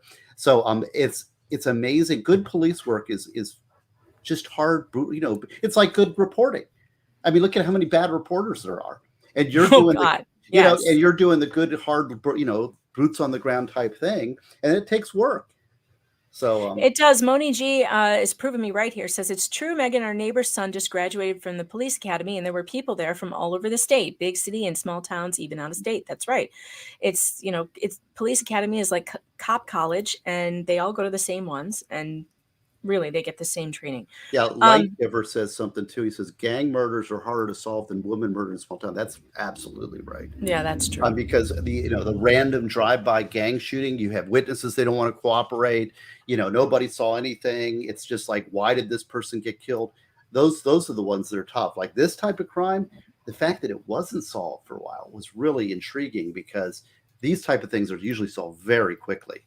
Mm-hmm. Well, that was what started to get me very, very nervous. Oh, look, we have some information here. Hold on. Let me get this. This appears to be new. The press may have gotten a leak. This is interesting. I knew this On the was going to Moscow happen. Maggot? Uh-huh. I knew this was going to happen. Yeah. So WFLA is reporting that there was a DNA match. So let's get this up here. Updates. Koberger's DNA has also been matched to genetic material recovered at the off-campus house where the students were stabbed to death, according to the sources. An FBI team from Philadelphia has been tracking him for 4 days in the area where he was arrested. Let's see if he had a different tweet here, because I feel like that was a continuation of something I may have missed. Let's see. Da, da, da, da, da. I wonder who his source is. It doesn't say who his source is. Yeah, that's what I'm. But I mean, I I'm would very expect to see confident. that. And by the way, this is the mugshot I wanted to show. I mean, I don't know what it is about these guys, but I'm telling you, there's something I'll tell you. You know what? Let similar. me tell you what it is. It's that he's in freaking custody and he's in a jail and he's in a bulletproof vest and he's under arrest and he looks like a criminal because that's what they do. Yeah, but his other pictures didn't look so good either, Steve. The one is I don't agree. I don't agree. I'm sorry. you don't think he has the dead eyes? No. You don't. Nope. Maybe it's a looks male like versus somebody- maybe it's a male versus female thing, but maybe it's my female intuition is telling me this is a guy I want to stay far away from. This is, and not just because of the arrest, but if I saw this dude, I would not be real comfortable. I don't like the eyes. It's in the eyes. All right. No. People were asking, is this some sort of suicide prevention vest? I thought it was bulletproof because they were probably moving him from place to place. Right. Is that what I'm looking at? That's what my guess was. It could be either. Yeah. Okay. I mean, people are saying they think that they're seeing a smirk on his face. I can't really tell. It could just be. God, you guys. Oh, I can't really tell. You know, I have fought so many battles over mugshots and prosecutors wanting to bring in unflattering photos of mugshots. Let me tell you, I am the worst, most unphotogenic person on earth. The mugshots of me would look so bad. You'd be like, look at this guy. You know, you rep somebody in an orange jumpsuit and you put them against a wall with a suspect thing on their thing. Yeah, I mean, it always they all looks look like criminals. Like, oh, he looks like a criminal. Yeah, of course. I do not like this type of portrayal. It absolutely could be my confirmation bias. No doubt about it. Absolutely. And not to LB, mention, I'm with you. Yeah, not to mention that I mean, I would not have picked out Ted Bundy. I'll tell you that much. Right. No way, man. I wouldn't have looked at Ted Bundy and thought that's a killer. Although Charlie Manson, though, those eyes, oh yeah, that guy looked odd to me. That was an odd looking one. But some of them do not look odd. Some of them look, you know, totally normal, and so you can't tell just by the way somebody looks. I know that, but I'm just saying this particular guy gives me the creeps. Period. Confirmation bias. You're projecting. Well, I look at a picture of Ted Bundy though, and it doesn't give me the creeps. He doesn't give me the creeps. I know he's a murderer. Like I know he's a serial killer. He's kind of cute, but he's handsome, and he doesn't give me the creeps. Like it's just something about it. I don't know. I don't think so. Will he get Darrell Brooks for his lawyer grounds? Oh, by the way, Steve, my grounds merchandise got taken out of the store. Why? They discontinued my grounds merchandise, and they won't tell me why. They claim it's a copyright issue that I was using an image, and I didn't use an image. It was simply words. This is the stuff that got taken out of the merch store. Would it be fair to say grounds? It's gone, and I think they did it for political reasons, and they won't tell me. I've asked them to tell me why, and I've received no response so far. I don't sell merchandise. I don't have, although, you know, somebody in the chat came up with a great nickname. My wife gave it to me for Christmas on a t-shirt, and it's adorably dorky. Oh, that's cute. ID Crisis, thanks for the super chat, says, I hope he uses the Darrell Brooks defense and at some point has the judge marry him to an admirer. Hashtag Bundy. Oh man, these guys with I hope he doesn't get a bunch of women writing him letters. Those people are bizarre. I will never understand that. Bring up the picture of him and his PhD program, because he's a PhD student. Yeah, do you have sure. That link? Because this is the mugshot confirmation. Let's look at that and tell me if he has the dead eyes and he looks creepy. I think he does. I think he does. Let's see the other picture. All right, hold on. Brian. The one that he chooses, not the cops choose. All right. Let's go. Here he is. Let's see if I can. Yep, here it is. Okay. See, I think this one's even weirder. Okay. I think this one's even creepier. Let's let the chat judge. All right. We got two opposing sides here. Of course, I'm a bad judge of character anyway. I don't do jury selections because I'm the worst judge of character and for people. Yeah, there he is. Now, come on. Yeah, I think this one's even weirder. Really? There's something behind those eyes. Hey, Fox News alert. We are waiting to hear What is from the playing? I Moscow, hate it. Idaho police later this Stop. There's something there I don't like at all. That would creep me out. Well, it's his crooked nose. It's not just the nose, it's the eyes. Why does this keep jumping around on me? Stop jumping around. It's his eyes. It's not his nose. And it's not anything about his face. It's the eyes. There's something there I don't like. I don't know. I'm not Makes me sure. feel off. What's this guy? Let me see. What's this guy's name again? I'm gonna look up the Google picture. Brian with a Y, Kohlberger. Catherine Rux, thanks for the super chat, says, I said this on Twitter, but that dude looks like Jamie from this show, Yellowstone. Yeah, you did. That was funny. He does kind of look like him. And, you know, he's got that dark, this part of the face with the brows and like the deep set eyes. And Jamie's always, you know, got that serious face. He looks like a psychopath. Here, go to the New York. I'll put it in this chats here. Go to the New York Post picture and look at that picture. I put it in the private chat there, and the picture down, like you see if you think that's creepy. Like creepy. All right, now us you mean guys the smiling? Guys are always sensitive one? to the creepy thing. Yeah, the one that's like he's in his tie. And Okay, no, I don't think that one's creepy. I think the face. Okay, with well, him let's see that one. Smiling. I think the one with him not smiling though is bizarre, and I think it looks weird. Another fascinating thing I want to know is why has he lost so much weight? Is this? I want to know why this is so fuzzy. Was this taken with a potato? I don't understand. Could the New York Times not find a photo of this guy that didn't look like this? Because I find this hard to look at. I mean, hard to see because it's so pixelated. But no, this one is not.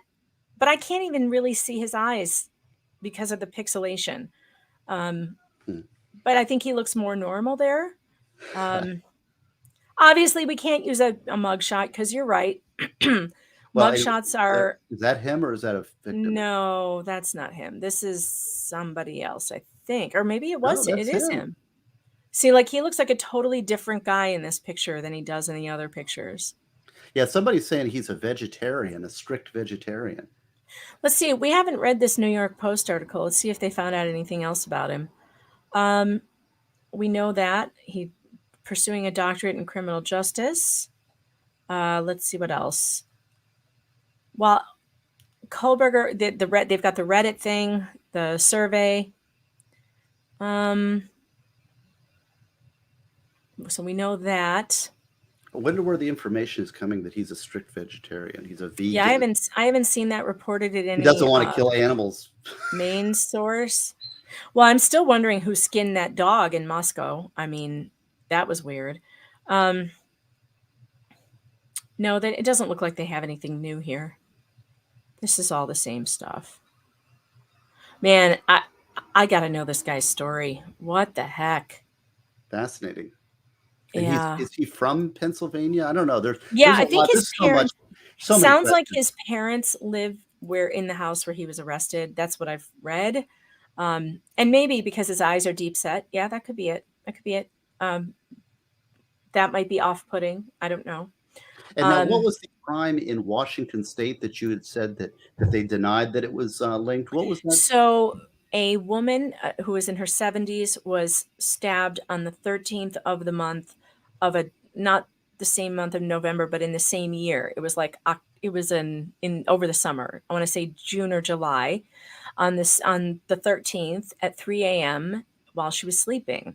She was found the next day, the 14th, with stab wounds to her stomach, and the case has been unsolved. No one knows. There's no, as far as the police would not confirm to me if they had any suspects, but they said it was not related to the Idaho case. How but do they know that? The weird part was he also told me that Idaho cops never reached out to him. So he hasn't spoken to the Idaho police. How on earth would you know then? And then there was another unsolved case within a couple hours drive. What month was that the murder was of the older lady? Let me look it up because I have it all. This is the one that made me write Jennifer about in the chat says he moved to Pullman in July. Okay, interesting. So let me go back to my article on pjmedia.com. You should be watching my coverage there because that's where I am reporting all of this stuff that I'm finding. Let me go down to where it is. Where is it? Serial killer in Idaho. I wrote this on our VIP side, which you can become a VIP member by using my promo code FOX for a discount on PJ Media's subscriber side when you can get access to my podcast there every week as well. All right, let me go over to the articles so I can show you what dates these happened, because this is interesting to me, especially the police saying it's not related. All right, so here's where the other ones were. Look, check this out. Is it on the screen, Steve? Can you see No. it? Oh shoot, hold on. All right, check out this map. All right, so let's move in here. So here's the Idaho murders here. 7 hours down the road here, we have the woman in Washington, and also just a little bit further than that, a double stabbing where one of them survived and one was murdered. Both of these stabbings have not been solved. Now, the one with the two people, so let's see what the dates were. Sandra Ladd was the one who was in her 70s. That was on June 14th of 2021. That's when the body was found, but they believe she was stabbed on the 13th. Then the other one was on August 13th of the same year in Portland, Oregon. What was the date of the first one? June 14th. June. Well, she was found on the 14th, but they think stabbed on the 13th of 2021. Then August 13th of 2021 in Portland, Oregon, Travis and Jamie Lynn Juten were attacked in their bed as they slept at 3 a.m. Travis died from his injuries, but Jamie Lynn survived 19 stab wounds. The attacker was interrupted by a roommate. He was wearing a mask and was scared off when confronted by a third person in the home, and he was not apprehended. I mean, I do find this very bizarre that everyone's like, oh, nope, not related.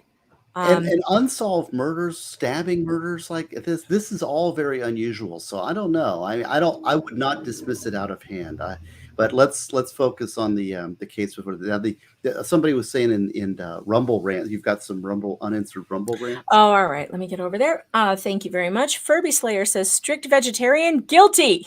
I agree with you. Yes, it must be guilty. He must be guilty if he's a vegan. Vegans are weird. Vegans get the wall. I don't know. And furries. Yeah, it's like when you say it's like I'm a vegan, and you got a mass murdering vegan. You don't want to kill the animals, but you kill the people. But the thing is that a lot of people that are way animal rights people are really kind of anti-human. We talked about that. So humans are a scourge on the earth, and we're the thing. And so they hate humanity, and they worship the animals. So I love animals too. I got a cute doggy, but it's the fact that you can go too far with some of these ideas. We talked a lot. In fact, if somebody wants to go to my Rumble channel, I have a great interview with Megan Fox on my Rumble channel. We had a big discussion about relationships and life, and it was such a nice chat we had. And so just a little. Oh, I got another announcement. Can I plug something? Yep, you can. My book I've got. Let's see my book over there. I've got a poster. I'm going to the Miami Book Fair next year. But I've actually just released my ebook. So you can now get this in ebook format. So I had a fellow from ISBN Services, a fellow named Josh, who volunteered to convert it to an ebook. So I don't know anything about ebooks or how to do it. They're available for download. Yeah. But I don't know if you ask me like if it works or doesn't work, I don't know, but he's like in 3 different formats. Do you have a link to it so far? Do you have that already? Yeah, a link it's up to get at to it? crimelaw.net. Oh, It's the cool. only Guys, place you can get it. go to crimelaw.net and pick up an e-download of Steve's book. I am looking for that interview with his aunt that you heard about, but I'm not seeing it. However, what I am seeing, oh wait, yep, there it is. Hold on, let's bring this up. What is this? His aunt was interviewed, apparently. So she gave some information about some weird eating habits. Okay, so here it is. This has been reported in DailyNationPakistan.com. Look, I'm not familiar with this publication. Let me show you how I would vet a source like this. For one, I'm going to go to About. First thing I'm going to do is go here. I don't recognize any parent company. This does not convince me that this is a legitimate source. So I'm just going to put that out there. I have no idea if this is a legitimate source. So until you see this repeated someplace else, it might be total garbage. And they don't mention her name. Huh. According to a relative, the suspect in the stabbing killings of 4 University Idaho students alarmed his family about his peculiar eating habits. Friday afternoon, Brian Koberger's former aunt. What's a former aunt? How do you become a former aunt? Well, the aunt decides that they don't want to be associated with him anymore. So his former aunt described his food restrictions as very, very bizarre in an exclusive interview with the Post. The New York Post? What Post? And why didn't they link to it? Weird. It was above and beyond being vegan, said the aunt, who declined to be identified but said she was previously married into the family. Oh, that's how you become a former aunt. She got divorced. And she's not a blood relative. His aunt and uncle had to buy new pots and pans because he would not eat from anything that had ever had meat cooked in them. He seemed very OCD, obsessive compulsive disorder. Obsessive compulsive disorder is a frequent and persistent condition. Yeah, we all know what it is. There's nothing else here. That's pretty much it. But I wonder when it says that's another bad sign. If a source doesn't link to the original source, that's a bad sign. They said that in the other interview that you had reported, you said that there was a friend. I think it was the Daily. That was in the Daily Beast. The friend said that he had a big personality change. And when did he say that occurred? Was it recently? He said that occurred, kind of recently when he started losing the weight. Let's see what let me pull it up again, because this was a really good article in the Daily Beast. Again, sometimes they do really good reporting. Brian, there it is. All right, when did that happen? Oh, now it's behind a paywall. Hold on. Let me archive it. All of a sudden, I guess I'm out of my free articles on Daily Beast. Somebody surely has done it already. Yep, there's the archive. Okay. Says,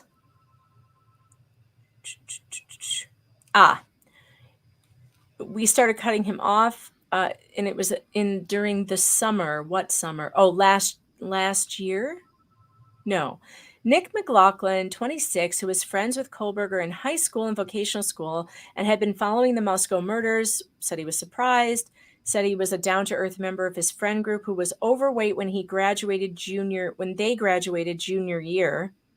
But at the start of senior year of high school, Kohlberger was thinner than a rail and turned aggressive, he said. He also picked up a new hobby, taking boxing classes.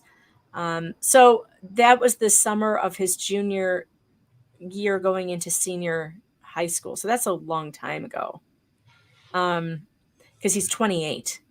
McLaughlin went on to say that he and Kohlberger would spend half the school day at Pleasant Valley High before heading to Monroe County's vocational school. And he ended the friendship when he began putting the moves on his girlfriend. So it sounds like this was just a high school friendship. And the guy's now 28. So, who knows? Hard to say. Hard to say. Yeah. Well, this is all fascinating. We've got a lot to go on here. I don't know how much more we can milk this stream. Yeah, well, I'm looking at the I gotta go soon anyway. It's pizza night tonight. We're making pizza. And my mom's coming by. We're having dinner tonight, so fabulous. Yes. I'm looking on Twitter to see if there's anything new. Because obviously in Moscow murders and Brian Kohlberger is trending. I imagine a lot of information about him is going to come out soon because people who know him are going to start talking to reporters. You need to do how did you survive the Buffalo storms and all the? Oh, it missed us. We got barely anything. Really? Good for you. It's weird. Now, I was you back? expecting to hit. I know you were on vacation, but this was so hot. I knew that you'd come on. I was I had to. I took the whole week off from streaming. I've been streaming to my local family, though. We've been doing a lot of fun movie nights, and we are currently watching something called Don't Answer the Phone on Netflix. OMG, Steve, the story is so insane. Apparently, during the 90s, someone on Locals just said the vegan vermin That's pretty good. That's the stupid head Ooh, stabber. that's wonderful. I love That's that one. good. That's good. So yeah, on Locals, we've been doing this movie nights, and we're watching Don't Answer the Phone, which is the craziest story ever. Apparently, in the 90s, this guy was terrorizing people who worked at fast food restaurants all throughout the country by calling up, pretending to be a police officer, and talking the manager into strip searching female employees for some alleged stolen money. And some of them, he actually got them to assault them. I mean, it is so disgusting. You have never heard anything like it, and I can't believe I never heard about it until this documentary. Mary Rose, thanks for the super chat, says, I've this TV episode, criminal has brain tumor or something else terrible. It's possible. I mean, people can have radical personality changes with like brain damage or something like a stroke, or, we talk about drug use, people are speculating steroids or drug use because the big weight loss, or it could have been a stroke, could be some kind of brain, it can be a shocking event like a parent dying or something like that. Mm-hmm. Yeah, well, I can't wait to find out. This case is just insane, and I want to know everything we can possibly know about it. And I hope that the police investigation has been thorough and that they have an airtight case, because that's what you need in a case like this. Don't leave holes.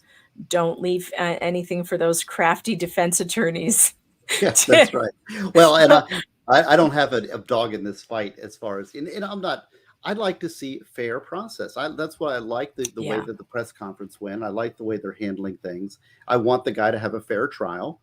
And if he's guilted with evidence that's gathered legally beyond a reasonable doubt, then, obviously he's going to go away for the maximum allowed by law, which I think should be life in prison without the possibility of parole. But yeah, me too. Actually, Wild Saffron, you're a good man. I like what you're saying in Rumble. He says, well, not about the pond scum lawyers, but about, he says, I'm way undersubbed. I wish people would, I don't really know about Rumble and about bit and subs, but I've got like 2,000 Rumbler subs. Do you?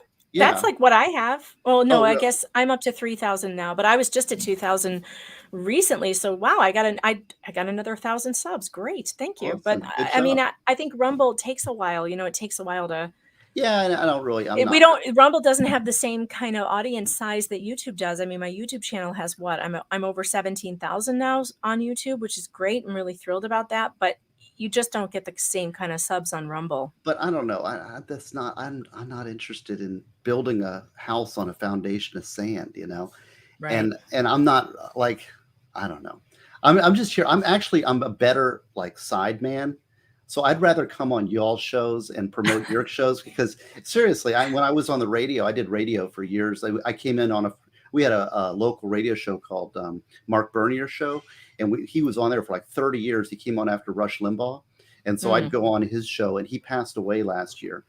And he was one of those conservative radio talk shows that died of COVID, which was a lie. I will say, well, that's a whole nother story, but yeah. But the media, amazing that they play politics with COVID and the conservative radio talk shows, But anyways, the fact is that I really miss my friend Mark, and he was my buddy, and so then I was always kind of his side man, So I think I'm better as a side man, although I'm doing good interviews on Rumble. I kind of like the one-on-one. The chat is asking if you have YouTube, but you don't, right? You just Nope. have a Rumble channel, right? Yeah, Right. that's what said people wanted me to go on YouTube, but why do I want to go on YouTube?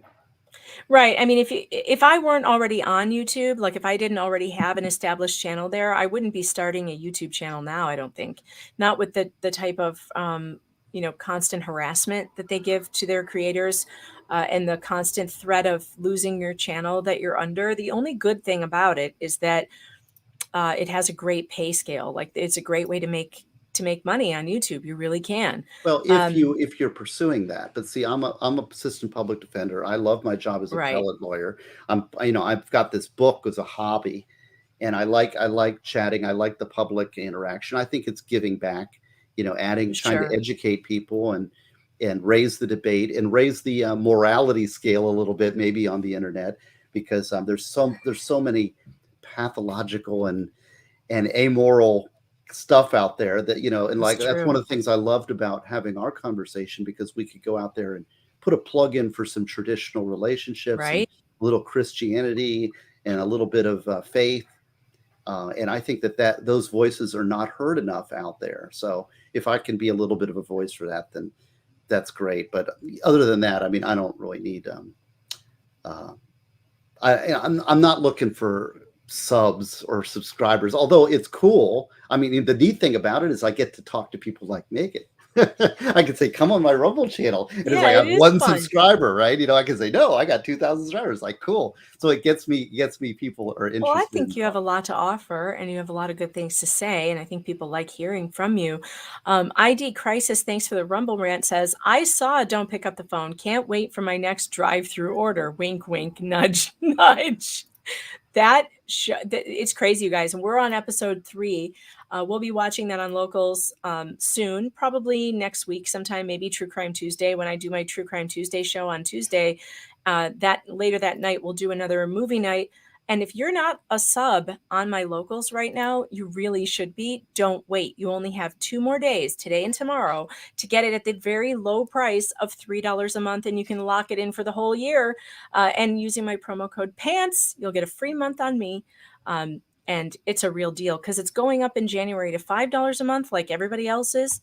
Right now, I'm only the cheapest hoe on the block for the next 2 days. So take advantage of that now while you can. And if you're watching this on Rumble right now, clickety-click on that little Locals icon that you see right there. It's red. It says Join Locals, and it will take you right to my Locals channel. Because I don't know if you know this, but Rumble and Locals, well, they're owned by the same base people. And they're helping content creators stay independent and free of censorship and big tech censorship. And I love it. Absolutely love it. And I'm doing really fun things on my Locals. I'm doing cooking streams and cleaning streams. We're doing basically home ec with a little true crime sprinkled on top is what we're doing on I'm sharing my mom's favorite recipes. My mom's really good. We made chicken and red gravy the other day, Steve, which was I've heard about this. amazeballs. I need to get, I should get my wife on here with you. You should. You should. Wait, we've been doing cooking and it's just been fantastic. And we're having so much fun sharing.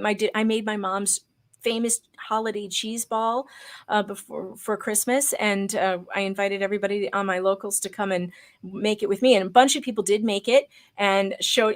I love hearing the feedback when people make these, my favorite recipes, and then tell me how much they loved it. The chicken and red gravy was a big hit. So, if you're interested in some fun stuff, I'm not doing anything political over there. We're just having fun, and it's a good time.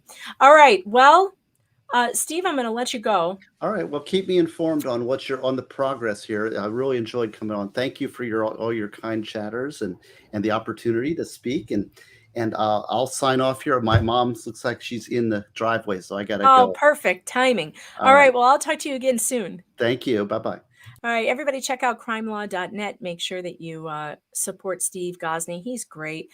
And I sure like talking to him. It's nice of him to volunteer his time to come and answer our questions about the law and about defense and extradition and all these interesting things that he knows about to give us more information. All right, coming up next week when I am back working full time, because I'm supposed to be on vacation right now. Oh yeah, I forgot that, Daisy. You can gift a Local subscription to a friend. If you're already one of my Local subscribers, and I hit 200 yesterday, I'm so excited about that.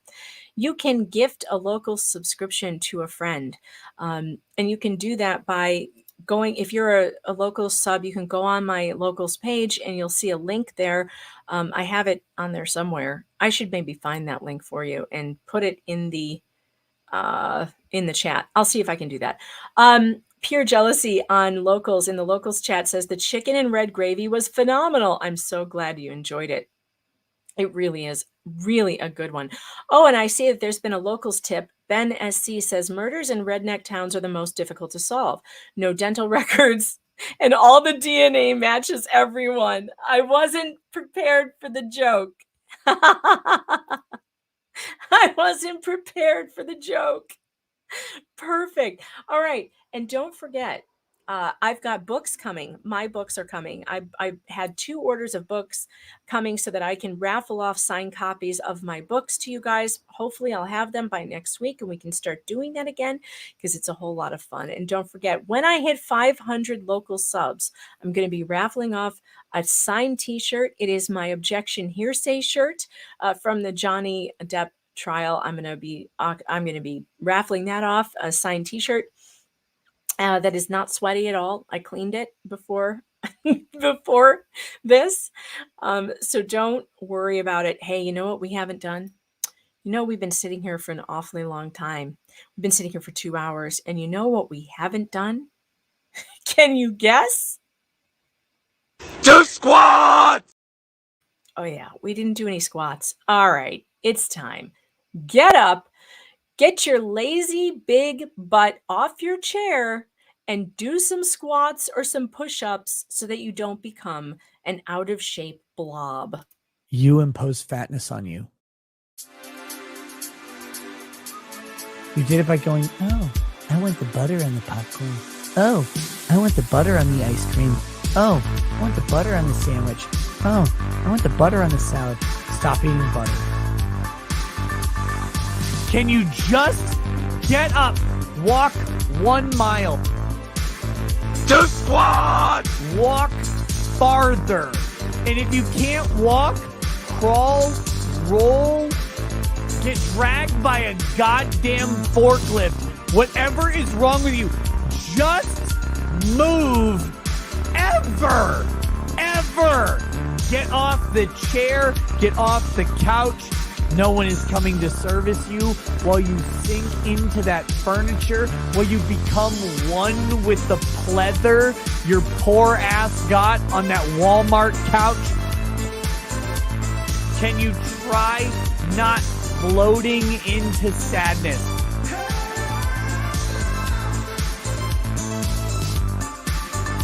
Stop eating, stop drinking, start walking, start doing anything that you haven't been doing, you fat piece of shit. Oh man, I did some push-ups that time. My arms are tired. Dang. All right. So next week, what do I have coming up next week? I know I have some guests, but I cannot remember who they are at the moment. We're going to go over some Casey Anthony trial stuff next week at some point as well. And we are going to read the defamation lawsuit in this case of the Moscow maggot, because what happened was a psychic TikToker, yes, that's right, a psychic TikToker accused an Idaho professor of these murders, and she's being sued for defamation because she didn't listen to the 2 cease and desist letters that came before the lawsuit. Holy crap, is this a stupid story? And also a hilarious defamation suit. We're going to read that sometime next week. I'm still working out the schedule. I've asked Nick if he wanted to come on with me and join me for that, but I think he's really busy. I haven't heard back from him. So he's probably a no, but we're going to do it anyway, and it's going to be hilarious. And I hope that you guys have a wonderful New Year's Eve celebration. Make sure you get on. I'm not going to be back here on YouTube or Rumble or Facebook until next week, Monday. But if you are in my Locals fam, you'll see a lot more of me in the next coming days, I'm sure, because I just can't stop over there. I love Locals. It's my favorite place to be. All right, so here's the thing. I forgot to bring up my... Hold on. I got to set this up. So again, oh, my dad. That's right. So I have I interviewed my dad again. I had a conversation with him that I put on YouTube about the school board in Wauwatosa, because I'm suing them with Robert Barnes's help. And I wanted to show my dad the video and get him to react live. And so he did, and it's hilarious. And you should watch it. It's on my YouTube channel. It's also on my Rumble channel. And you are welcome to go and watch that after this, because it's absolutely hysterical. I know you guys love my dad. And yeah, he's great. And also there's more dad content coming, because it was a very long conversation and I haven't edited it down yet. but I'm going to soon. And he's got lots to say on lots of topics, and I know you guys are going to appreciate it. So have a wonderful rest of your day and Happy New Year. Thanks for tuning in. And like, maybe, let me make sure I didn't miss any rants. Okay, we're good there. Did I miss anything in locals? I'm looking. Love you guys on locals. I'll be back with you guys soon. So stay tuned. Hey, by the way, if you don't want to sign up and pay for locals right now, you don't have to. You can still download the app on your phone and follow me there and get all the notifications for when I'm going live, because YouTube is always withholding it from you because they're a bunch of cucks and I can't stand them.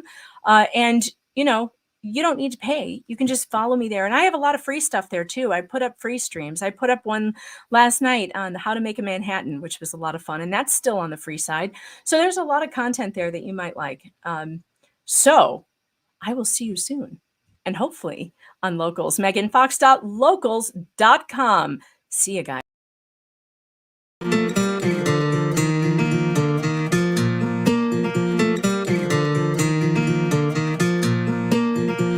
Lost, my world is near its end. I almost felt my head is full of a million choices. I am alive, I'm not here to pretend. I love my friends, my heart is filled with a million voices. Oh, this road has many choices. Oh, and my heart, million voices. Come next to me, my friend, embrace the sky. I'm not afraid to fly. It's not the time to say goodbye. I don't wanna say goodbye. No, I don't wanna say.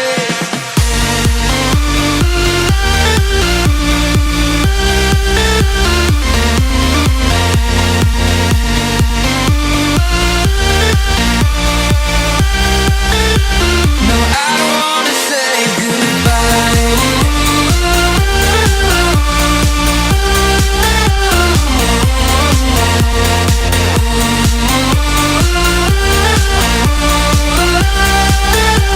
No, I don't wanna say goodbye. This time I know my road is near its end. I almost felt my head is full of a million choices. I am alive, I'm not here to pretend. I love my friends, my heart is filled with a million voices. Oh, this road has many choices. And my heart, million voices. Come next to me, my friend, embrace the sky. I'm not afraid to fly. It's not the time to say goodbye. I don't wanna say goodbye. No, I don't wanna say.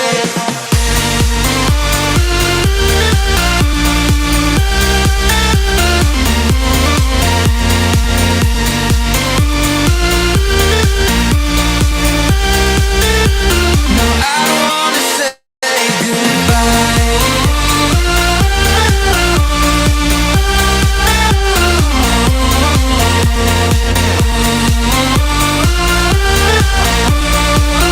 No, I don't wanna say goodbye.